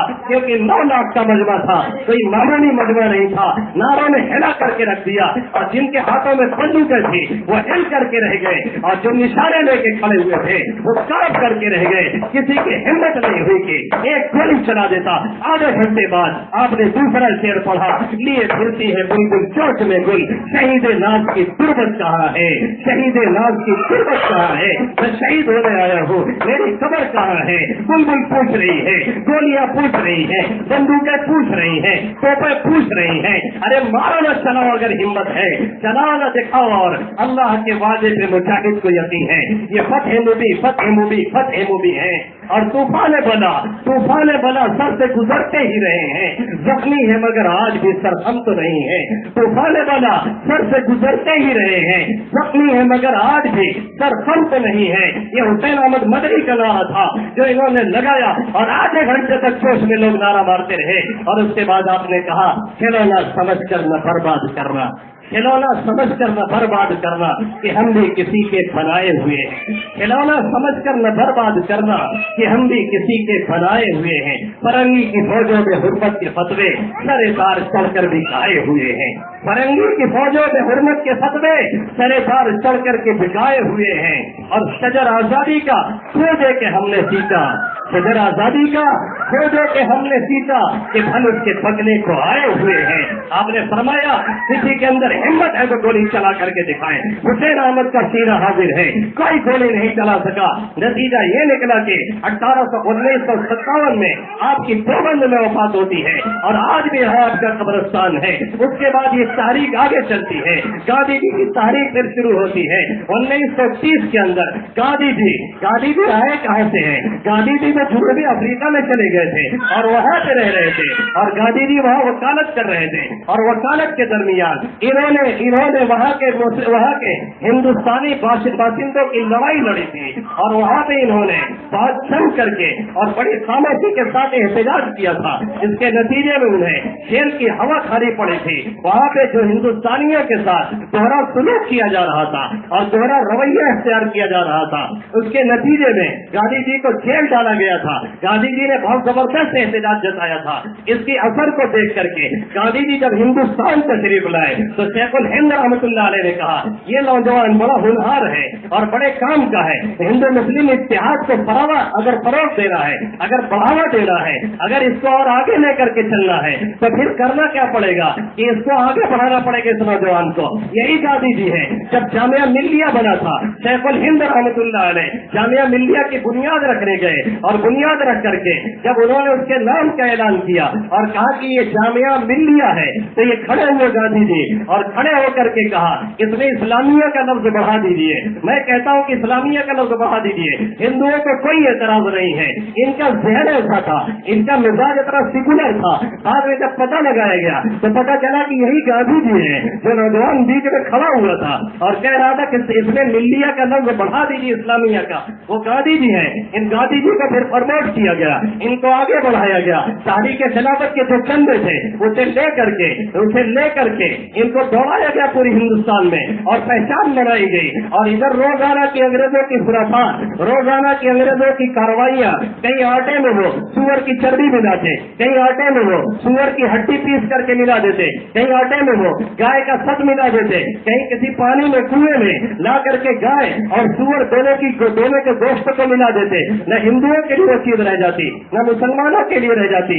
नतीजा ये निकला कि हिंदू मुसलमान एकजुट होने शुरू हुए और इतिहास का जोर बढ़ता रहा। और जो फौजी मुसलमान फौजी अंग्रेजों की गुलामी में थे या कह लीजिए कि उनके फौज में थे, उन्होंने भी कहना शुरू कर दिया कि अब हम इस फौज में नहीं रहेंगे और उन्होंने बगावत का भसूर फूंक दिया। और नतीजा ये निकला कि फिर उनको भी शहीद किया गया और उनको भी मारा गया और ये सिलसिला चलता रहा। 1930 के अंदर गांधी जी ने एक नमक के खिलाफ एहतजाज शुरू किया जो कई किलोमीटर लंबी एहतजाजी रैली में तब्दील हुआ। और गांधी जी ने कहा कि ये नमक की जो चुंगी ली जा रही है और पानी पे जो लगान वसूल की जा रही है, इसे हम बर्दाश्त करने वाले नहीं हैं, इसे हम कबूल करने वाले नहीं हैं।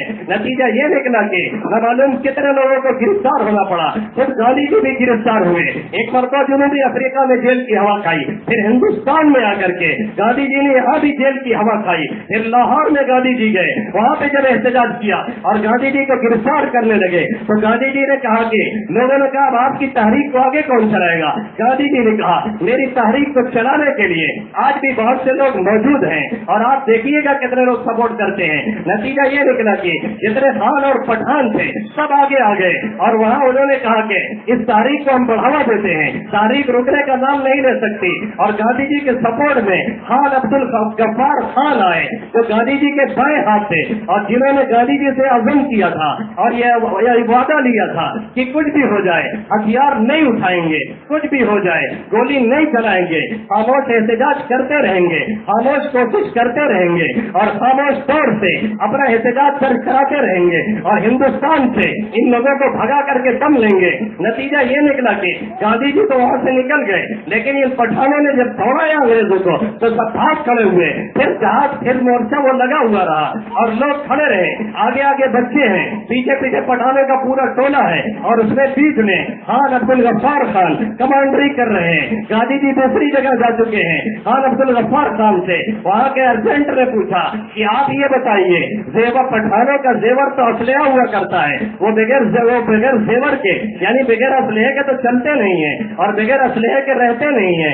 आपको क्या हो गया है? आप बीच में खड़े हैं, आपके पास कोई जेवर नहीं है। इन्होंने कहा हमने गांधी जी से वादा लिया है कि हम बंदूक अब नहीं उठाएंगे, हम अब तलवार नहीं चलाएंगे। इस वादा को मैं पूरा कर रहा हूँ। अगर तुम्हें गोली चलानी है तो गोली चला दो, लेकिन हम बंदूक नहीं चलाने के लिए तैयार हैं। हम हाथ उठा देंगे, आपको गोली मारना है मारो, लेकिन मैं हटने वाला नहीं हूँ। नतीजा ये निकला कि उसने ये कह करके अपनी बंदूक फेंक दी कि हम गोली नहीं चलाते हैं। फिर दूसरी टोली लाई गई और उससे फायर करवाया गया, जिसके नतीजे में 250 से ज्यादा लोग वहाँ पे शहीद किए गए। खान अब्दुल गफ्फार खान को जब हिंदुस्तान आजाद हुआ है तो यहाँ का सबसे बड़ा अवार्ड भारत रत्न अवार्ड से उन्हें नवाजा गया है। ये वहाँ के दूसरे गांधी कहे जाते हैं, सरहदी इलाके के इनको गांधी जी कहा जाता है। इन्होंने गांधी के साथ मिल करके ये सपोर्ट दिया था। फिर 1935 में यहाँ का दस्तूर मुरतब हुआ और यहाँ का आइन मुरतब हुआ और अंग्रेजों की हुकूमत चलती रही, लेकिन यहाँ के लोग चैन से बैठने के लिए तैयार नहीं। भगत सिंह मैदान में है। 1921 में भगत सिंह ने अपना स्कूल छोड़ दिया, कहा स्कूल में पढ़ने का कोई नतीजा नहीं, इसलिए कि अंग्रेज चलता चला जा रहा है और आगे बढ़ता चला जा रहा है। ये अंग्रेज हमारे साथ छोड़ने वाले नहीं है जब तक कि इनके नाक में दम न कर दिया जाए। भगत सिंह ने कारनामा अंजाम दिया कि जा करके लाहौर में बम फोड़ दिया। नतीजा ये निकला कि भगत सिंह और उनके दो साथी गिरफ्तार कर लिए गए। मुकदमा चला, 2-3 सालों तक जेल में रहे, फिर छूट करके आए तो दिल्ली के अंदर सेंट्रल लेजिस्लेटिव असेंबली का इजलास चल रहा था अंग्रेजों का। सेंट्रल लेजिस्लेटिव असेंबली का अंग्रेजों का इजलास चल रहा था। भगत सिंह ने वहां भी आकर के बम फोड़ दिया, गिरफ्तार फिर कर लिए गए। अंग्रेज के सामने लाया गया। जज ने भगत सिंह से पूछा, जुमला सुनने के लायक है। जज ने भगत सिंह से पूछा, जरा ये बताओ कि मुगलों ने 800 साल तक हुकूमत की, इन पठानों ने तुम पे 800 साल तक हुकूमत की, तुमने इनके खिलाफ जिहाद नहीं किया। इन पठानों ने तुम पे 800 साल तक राज किया है, इन पठानों से तुमने एक मरतबा भी जिहाद नहीं किया, तुम्हारा एक आदमी भी इनके खिलाफ नहीं खड़ा हुआ। 800 साल तक इनकी गुलामी तुम बर्दाश्त करते रहे। जो आज हमारे पीएम साहब कहते हैं कि 800 साल या 1100 साल की गुलामी से आजादी मिल गई है, जरा वो भी कान खोल करके सुने। अगर उनका कोई कुत्ता यहाँ बैठा होगा तो भी मेरी बात पहुंचाने की कोशिश करेगा। भगत सिंह का जुमला सुना जाए और फिर बताया जाए कि गुलामी की जिंदगी थी या नहीं थी। भगत सिंह ने कहा, सर सुनिए, 800 साल तक मुगलों और पठानों ने हुकूमत तो की, लेकिन इस 800 साल में उन्होंने हमारे ऊपर कोई जुल्म नहीं किया। वो आए बाहर से हैं, लेकिन उन्होंने हिंदुस्तान को अपना हिंदुस्तान समझा है। वो यहीं की मिट्टी में मिल गए हैं। वो यहाँ की आवाम से अगर थोड़ा बहुत टैक्स भी लेते हैं तो यहीं की आवाम पे खर्च करते हैं। उन्होंने बाहर से आकर के सोने की चिड़िया बना दिया, और यही सोने की चिड़िया की चहक थी जो आपको पुर्तगाल से खींच के लाई है, जो आपको हिंदुस्तान से खींच के लाई है, और आप यहाँ आए हैं। अगर आपके बारे में मैं एक जुमले में तबसरा करूं, ये भगत सिंह का जुमला है, ये भगत सिंह का जुमला है, नोट करके रखिएगा। उन्होंने कहा 800 साल की तारीख में यहाँ किसी पे इन्होंने जुल्म नहीं किया है, और 800 साल की पूरी तारीख के अंदर इन लोगों ने हिंदुस्तान को इतना प्रमोट किया है, इतनी तरक्की दी है कि हिंदुस्तान सोने की चिड़िया बन गया। और आपको यही सोने की चिड़िया की चहक वहाँ से खेच करके लेकर के चले आई। आपको समझ में आया कि हिंदुस्तान में माल है, हिंदुस्तान में दौलत है, वहाँ जाएंगे तो लूटेंगे। आप वहाँ से आए, आपने एक स्पेंस का काम दिया, स्पेंस समझते ना, सोखता, आपने एक सोखते का काम किया है। वहाँ से आप आए हैं, यहाँ गंगा और जमुना के किनारे से आप मोती और हीरे निचोड़ रहे हैं और बटोर रहे हैं, और बटोर करके समेट करके लेकर के आप जाते हैं, सेंस में उसे निचोड़ते हैं। वहाँ सनती इनकलाब आता है, वहाँ पे तिजारत तरक्की करती है, हिंदुस्तान अब तरक्की कर रहा है। वो इन मुगलियों की देन है, उन्होंने हिंदुस्तान को सोने की चिड़िया बनाया था। इसलिए आप लोग वहाँ से आए थे। तुम पूछते हो कि 800 साल में हमने मुगलिया के खिलाफ बगावत क्यों नहीं की? इसलिए कि मुगलों ने राज दिल पे किया है, दिमाग पे किया है, उन्होंने राज जबरदस्ती बुलंद नहीं किया है, उन्होंने तशद्दुद नहीं किया है, उन्होंने हमें मारा काटा नहीं है, उन्होंने हिंदुस्तान को पहचान दी है, उन्होंने लाल किला दिया है, उन्होंने ताजमहल दिया है। जय हिंद का नारा लिखने वाला भी कैराना का रहने वाला मोइनुद्दीन हसन है, जिसने जय हिंद का नारा लिख करके दिया। तो आज नारा तुम लोग लगाते हो, वो नारा भी तुम्हारा नहीं। जहाँ झंडा लहराते हो, वो झंडा भी तुम्हारा नहीं। वो तिरंगा हमारी एक बहन ने बनाया था। जहाँ झंडा लहराया जाता है, वो झंडा लहराने की जगह भी इनके पास दादा की नहीं है, हमारे पूर्वजों की है, हमारे पुरखों की है, हमारे बुजुर्गों की बड़ा देन है। और जो ताजमहल ला करके सबको दिखाते हो और वहाँ खड़े होकर के फोटो खिंचवाते हो, वो भी तुम्हारे बाप की देन नहीं है, हमारे बाप दादाओं की देन है, जो दुनिया के 7 अजूबों में शामिल है। और जिसे तुम गिराना चाहते हो, जिसे खत्म करना चाहते हो, हिम्मत है तो गिरा करके देखो। मैं नहीं, पूरी दुनिया के लोग एहतजाज करेंगे इंशाअल्लाह ताला, और उसे गिरने नहीं देंगे। वो ताजमहल जो हिंदुस्तान की एक निशानी है और एक अलामत के तौर पे जाना जाता है, और जो बाहर से आके जाता है उससे लोग पहला सवाल करते हैं, ताजमहल देखा था कि नहीं देखा था, ताजमहल गए थे कि नहीं गए थे। चाहे कोई सीएम आए, चाहे कोई पीएम आए, चाहे कोई प्राइम मिनिस्टर आए, चाहे कोई और कोई होदेदार आए, जब तक वो ताजमहल नहीं जाता है तब तक उसका दौरा पूरा नहीं होता है। भगत सिंह ने कहा, उन्होंने सोने की चिड़िया बना करके हमारे हवाले किया था, तो हमने जिहाद नहीं किया, हमने क़िताल नहीं किया, हमने जंग नहीं की, हमने बगावत नहीं की। और आप लोग आए, आकर के 150 साल में हमारे हिंदुस्तान को तहस नहस कर दिया, निचोड़ करके रख दिया, यहाँ के लोगों पर जुल्म किया, और जितना तुमसे समझ में आया लोगों को तुमने तहस नहस किया, साफ को ताराज किया, कत्ल कत्ल का बाजार गर्म किया है, इसलिए हमने बम फेंका है। फिर उसके बाद भगत सिंह ने मुस्कुरा करके कहा, सर वो जो बम फेंका गया गया था उसमें कोई छुरा नहीं था, उसमें कोई केमिकल नहीं था, वो सिर्फ एक धमाके की आवाज करने के लिए हमने फेंक दिया था। जज ने पूछा तब क्यों फेंक दिया था, जब उसमें छुरा और केमिकल नहीं था तो फिर धमाका क्यों तुमने किया? तो मुस्कुरा करके भगत सिंह ने कहा पहरे को सुनाने के लिए धमाका ही करना पड़ता है। जब आप पहरे लोग हैं, हमारी आवाज दूर से नहीं सुन रहे हैं, कोई असर नहीं कर रही है, तो मजबूरन हमको सुनाना ही पड़ रहा है। नतीजा ये निकला कि भगत सिंह को कुछ दिनों बाद रिहा किया गया। रिहा करने के बाद भगत सिंह ने फिर उपकर मचाया और लाहौर में जाकर के जो पुलिस सुपरिंटेंडेंट था उसको गोली मारी और उसके गार्ड ने जब पीछा किया अपने 3 साथियों के साथ, उसके गार्ड को भी गोली मारी और एक स्कूल में पहुंच करके ड्रेस चेंज करके सूफी बन करके वहां से भाग गए। लेकिन अंग्रेजों ने पहचान लिया था कि इसमें हाथ भगत सिंह का है, इसलिए पीछा करते रहे। भगत सिंह गिरफ्तार हुए और गिरफ्तारी के बाद फिर भगत सिंह पे मुकदमा चला, फिर इनको फांसी दी गई। फांसी दी गई फिरोजाबाद में सतलज दरिया के किनारे, जहाँ की गंगा सतलज के नाम से ये फिरोजाबाद धनबादपुर वाली ये ट्रेन जो चलती है, किसान एक्सप्रेस जो किसान निकाल लेती है, वहीं के नाम से चला करती है, वहाँ पे उनको दफनाया गया। इसी तरीके से हिस्ट्री ऑफ उत्तर प्रदेश में हिस्ट्री ऑफ अयोध्या का भी जिक्र है। उसके चैप्टर नंबर 37 में हिस्ट्री ऑफ अयोध्या का भी जिक्र है, जिसका लिखने वाला कोई मुसलमान नहीं है। वो लिखता है कि जब 1857 में बगावत का सूर फूंका गया था तो यहाँ राम शरण दास रहते थे अयोध्या के अंदर। उन्होंने पहली मरतबा अयोध्या में लोगों ने ऐलान किया कि जिहाद का ऐलान हो गया है, इसलिए कोई खामोश न बैठे। उनकी हाँ में हाँ मिलाया मौलवी मोहम्मद आमिर अली ने, और दोनों मिल करके उन्होंने अयोध्या के इलाके में और पूरे फैजाबाद में ईंट से ईंट बजा दी अंग्रेजों की। नतीजा ये निकला कि अंग्रेजों ने कहा जब तक ये दोनों रहेंगे तब तक इलाके में चैन नहीं रह सकता है। इनको गिरफ्तार करवाया गया और गिरफ्तार करने के बाद अंग्रेज ने कहा इनको फांसी दे दी जाए, तो फांसी सबके लिए इबरत का निशान बन जाए ताकि कोई इस तरह की हरकत न करने पाए।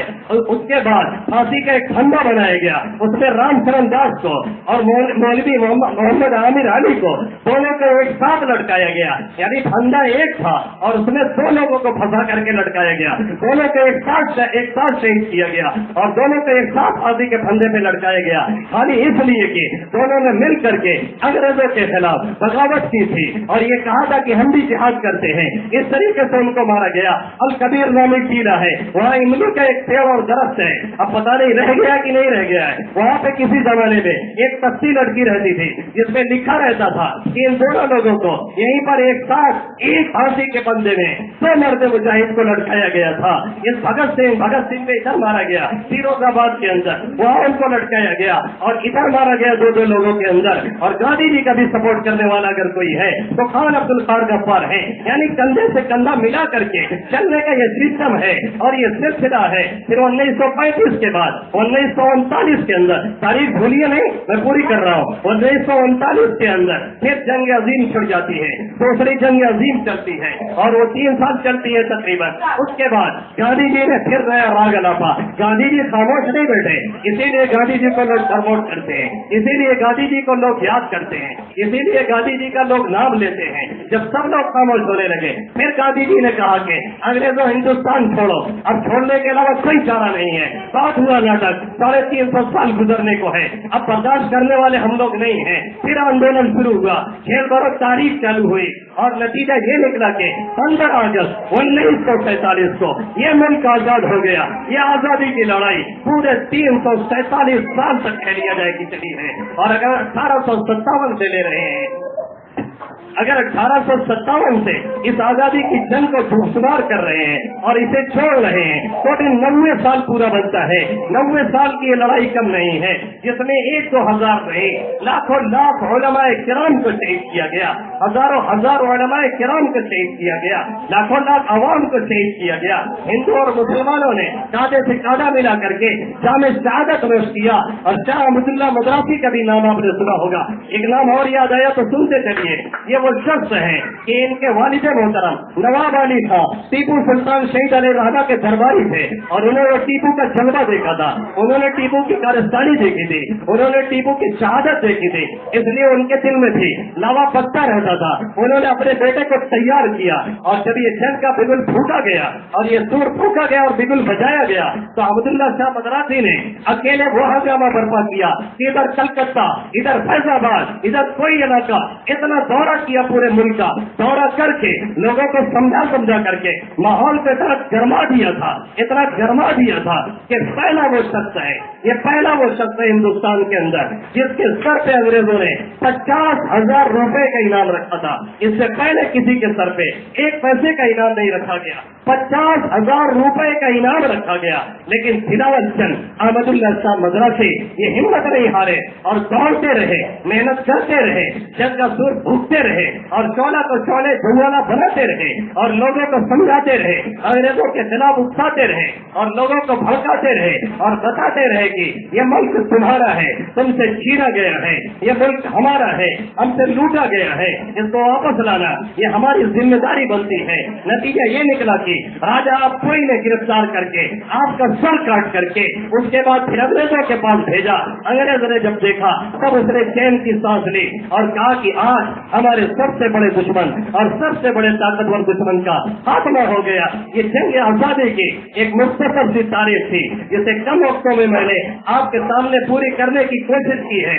ये जंग आजादी जो हमारे पूर्वजों ने लड़ी, ये जंग आजादी जो हमारे बड़ों ने लड़ी, ये जंग आजादी जो हमारे उलमा ने लड़ी, ये जंग आजादी जो हमारे अकाबिरीन ने लड़ी, इसलिए नहीं लड़ा था कि फिर हम गुलामी की जिंदगी गुजारे, इसलिए नहीं लड़ा था कि फिर हम बातों की जिंदगी गुजारे, इसलिए नहीं लड़ी गई थी कि हम और आप हाथ पे हाथ धरे बैठे रहे, अकाबिरीन की तारीफ को भी न पढ़े और उसे याद करना तो दूर की बात है, उसे समझना तो दूर की बात है, कभी खोल करके देखने की भी रवादार न हो।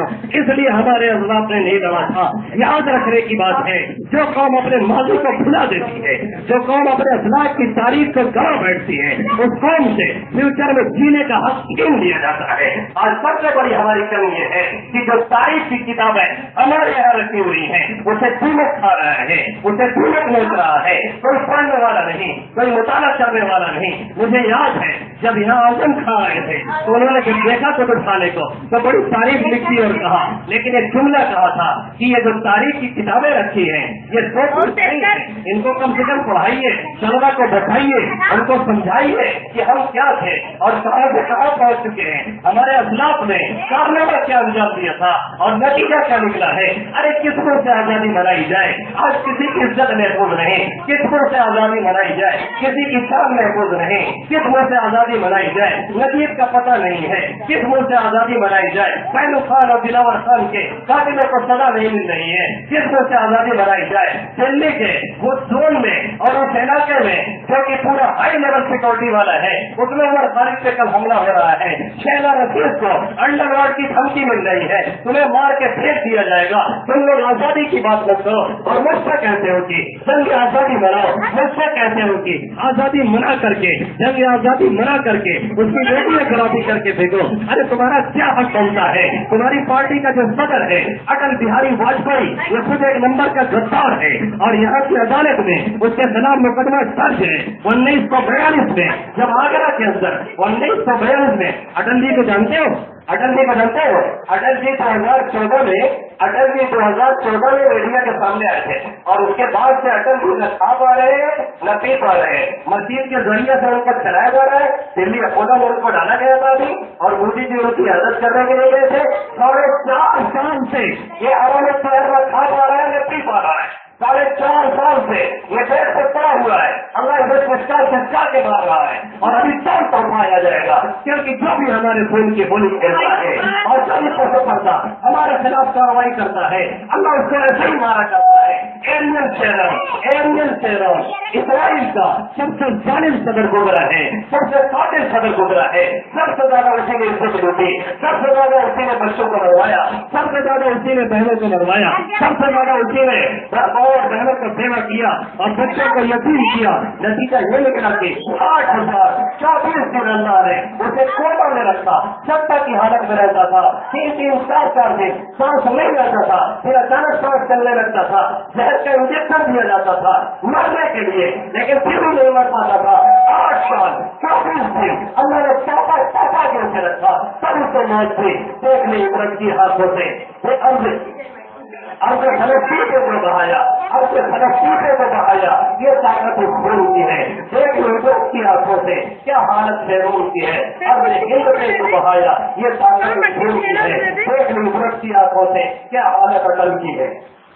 4.5 साल जोड़ता हुआ है, किसी को उसके नाम तक का पता नहीं है, कहीं तस्वीर भी देखने को नहीं मिल रही है, पर उसकी पार्टी के लोग आज उसका नाम लेना गवारा नहीं कर रहे हैं। और एक और साहब है अंडवानी से, जिनका किस्सा तमाम होने को है, वो नजर भी कहीं कहीं कभी आ जाते हैं तो पोजीशन ये होती है कि लगता है किसी ने जो किस्सा लगा के रखा है इनको। अभी तो ये असर इनका होना शुरू हो गया, इसने भी बहुत होलियां खेली है, अल्लाह इसको भी नशा नशा के इंशाल्लाह बढ़ेगा। जितने भी इस टाइम के हैं अल्लाह सबको तोहफा के मार रहा है और अल्लाह फिर दिखा रहा है। अटल की कोई तस्वीर भी देखने को आए, हमें और आपको कहीं नहीं मिलती है, किसी ने इसमें से आजकल ने देखा तो बता दें। 4.5 साल के उसको हमारे पड़ा हुआ थे और उसको इंजेक्शन के जरिए से और इधर उधर से दवा के जरिए से जिंदा रखा जा रहा है और उसे बरकरार रखा गया है। ये इनका हाल है। 1942 में आगरा के अंदर कुछ मुसलमान भाई और कुछ हिंदू भाइयों को बगावत के जुर्म में गिरफ्तार किया गया, उसमें अटल जी भी गिरफ्तार हो गए थे। अटल जी ने कहा कि हम गद्दारी करने वाले नहीं है, हम अनाज के खिलाफ जहाज करने वाले नहीं है, हमने जंग नहीं लड़ी है, इसलिए हमको छोड़ दिया जाए। एफिडेविट बना करके दिया, अलकिया बयान लिख करके अटल बिहारी वाजपेयी ने दिया था कि हम अंग्रेज के खिलाफ नहीं बल्कि अंग्रेजों के साथ है, इसलिए हमें छोड़ दिया जाए। उनको छोड़ दिया गया। फिर 1945 के अंदर 1945 के अंदर आगरा के अंदर एक हिंदू और एक मुसलमान दोनों ने मिल करके अंग्रेजों का झंडा फूंक दिया था, तो अंग्रेजों ने उनको गिरफ्तार कर लिया उन दोनों के खिलाफ कि हाँ इन्होंने तुम्हारा झंडा फूंका है और कार्रवाई चलनी चाहिए। उन दोनों के खिलाफ अगर किसी ने जाकर के अदालत में गवाही दी थी तो यही अटल बिहारी वाजपेयी थे। आज ये लोग जिन्होंने गद्दारी की, RSS, हिंदू परिषद और जितने भी है बजरंग दल और इस टाइप से इनका कोई भी माई का नाम, इनका कोई भी बापदादा जंग आजादी की जंग में शरीक नहीं था। ये लोग हमसे सर्टिफिकेट मांगते हैं सिर्फ भर्ती का, जो खुद देशद्रोही है, चोर गद्दार और चोर और डाकू और लूटे आज बैठ करके हमसे सर्टिफिकेट मांग रहे हैं। अब जरूरत इस बात की है, मेरे नौजवानों में तुमसे कहता हूँ, अपने आप से कहता हूँ और सभी लोगों से कहता हूँ, जरूरत इस बात की है कि अखलाक की जो तारीफ है उसे देखा जाए, वक्तन फौक्तन पढ़ा जाए, एक दूसरे को रुशनास कराया जाए। और हमारे बड़ों ने और पुरखों ने किस लिए आजाद कराया था? इसलिए आजाद कराया था कि हम फिर से गुलामी की जिंदगी गुजार रहे हो, हम फिर से गुलाम बन करके रह रहे हो, हम फिर से इस पोजीशन में चले जाए, न हमारी जान महफूज रहे, न हमारी इज्जत महफूज रहे, न हमारा मुल्क महफूज रहे। मुल्क के टुकड़े टुकड़े करने वाली ताकतें पूरी सूरत के साथ अपना काम कर रही हैं। जरूरत इस बात की है कि हम भी पूरे खामोशी के साथ लेकिन अपने सामने कम से कम लगे रहे और हम भी देखेंगे हुसैन अहमद गदरी का छलवा क्या था, क्या सैफुल हिंद की रूह तुम्हें पुकार नहीं रही है, क्या हुसैन अहमद गदरी का छलवा तुम्हारे दिल दिमाग को कुरेद नहीं रहा है, क्या हुसैन अहमद बदरी के अजाइम और गोलियों के सामने खड़े होकर के जो उन्होंने ललकारा था वह हमें रात को इस बात की दावत नहीं दे रहा है कि मौत का एक टाइम मुतय्यर है, उससे पहले नहीं आने का, उससे पहले नहीं आने का, इसलिए घबराने की जरूरत नहीं। अरे हालात की आंखों में आकर टाल करके बात करना सीखो और बोलो कि हमको मिटा सके ये जमाने में दम नहीं, हमको मिटा सके ये जमाने में दम नहीं, जमाना हमसे है, जमाने से हम नहीं। और ये भी कह दीजिए कि बेमौजूदा दुनिया में पनपती कौमें, बेमौजूदा दुनिया में पनपती नहीं कौमें, जो रब करीमी नहीं रखता वो हुनर क्या। अगर मौजूदा दिखाएंगे, अगर कोई कहावत चीज दिखाएंगे तभी जिंदा रहने का हाथ मिलेगा, वरना एक दूसरे में सब्र की तस्कीन कीजिए और ऐसे ही कुछ सुनने बोल दीजिए और उसके बाद फिर उठ जाइए, आज उनकी कल हमारी बारी होगी। ऐसे ही देखते देखते ये चमन उठा करके रख दिया जाएगा। आइए सब मिलकर के दुआ करें, अल्लाह रब्बुल इज्जत ने, अल्लाह रब्बुल इज्जत ने जैसे हमें आजादी दिलवाई वैसे सही मानों में हमें और आपको आजादी मिले। अभी तक पाँव से चिमटी है तंजीर है गुलामी की, अभी तक पाँव से चिमटी है तंजीर है गुलामी की, खुदा जाता है आजादी का मगर आजादी नहीं आती। अल्लाह रब्बुल इज्जत उन सब बातों से मुझे भी अमल करने की तौफीक नसीब फरमाए और सभी हज़रात को आमीन या रब्बल आलमीन। हमारा इल्मुल बलागुल मुबीन।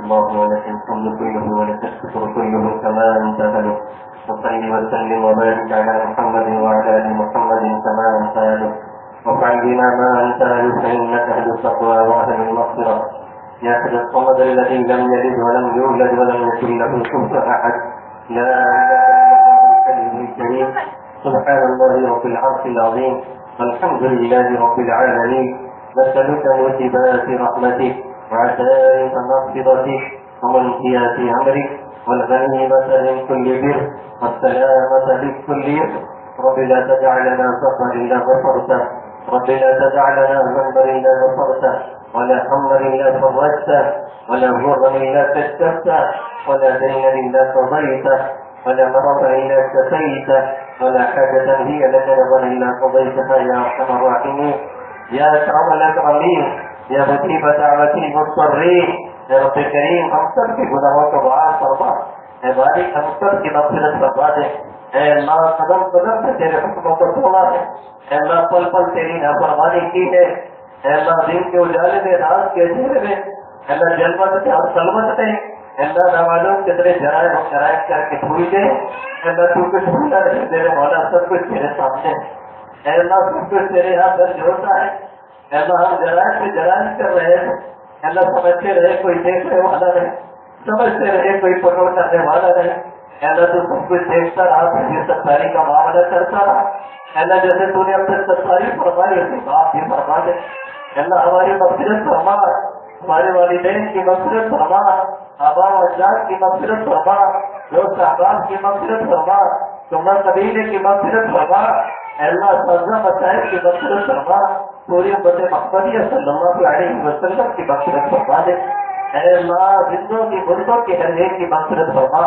اے اللہ ہمارے آبا و اجداد دوست احباب رشتے دار جو بھی اس دنیا سے جا چکے اے اللہ ہر ایک کی اللہ ہر ایک کی قبر کو دور سے برابر فرما اے اللہ اشارے نمازوں اس کے ساتھ میں ہے اے اللہ ہر ایک کے ساتھ خیر کا معاملہ فرما اے اللہ کروڑ کروڑ جنت نصیب فرما اے اللہ ہر ایک کی قبر کو جنت کے پاسوں میں سے باغیچہ بنا دے اے اللہ خاص کر جنہوں نے ہم کو آزادی دلائی تھی اللہ جنہوں نے تھوڑ کو سیکھا تھے اللہ کے ملک کو سیکھا تھا اے اللہ ہماری طرف سے ان کو اپنے سایہ ساتھ جزائے خیر نصیب فرما اے اللہ جن کو ہم نے بھلا کر کے بہت بڑی مصیبت پالی ہے اے اللہ اپنے مسجدوں کو ہم نے فراموش کیا جس کی سزا ہمیں مل رہی اے اللہ اپنے مسجدوں اور شہرخواہوں کو سمجھنے کی توفیق عطا فرما اے اللہ اپنے مسجدوں اور شہرخواہوں کے سمجھنے کی توفیق عطا فرما اے اللہ بھولے سے بھی کبھی ہم نے ان کو یاد نہیں کیا میرے مولا نہ اپنی تحریر ہو تقریر ہوئے نہ اپنی دعاؤں میں اللہ معاف فرما دے اللہ مسجدوں کو بلانے کا نتیجہ سب سامنے ہے میرے آقا اے اللہ تمام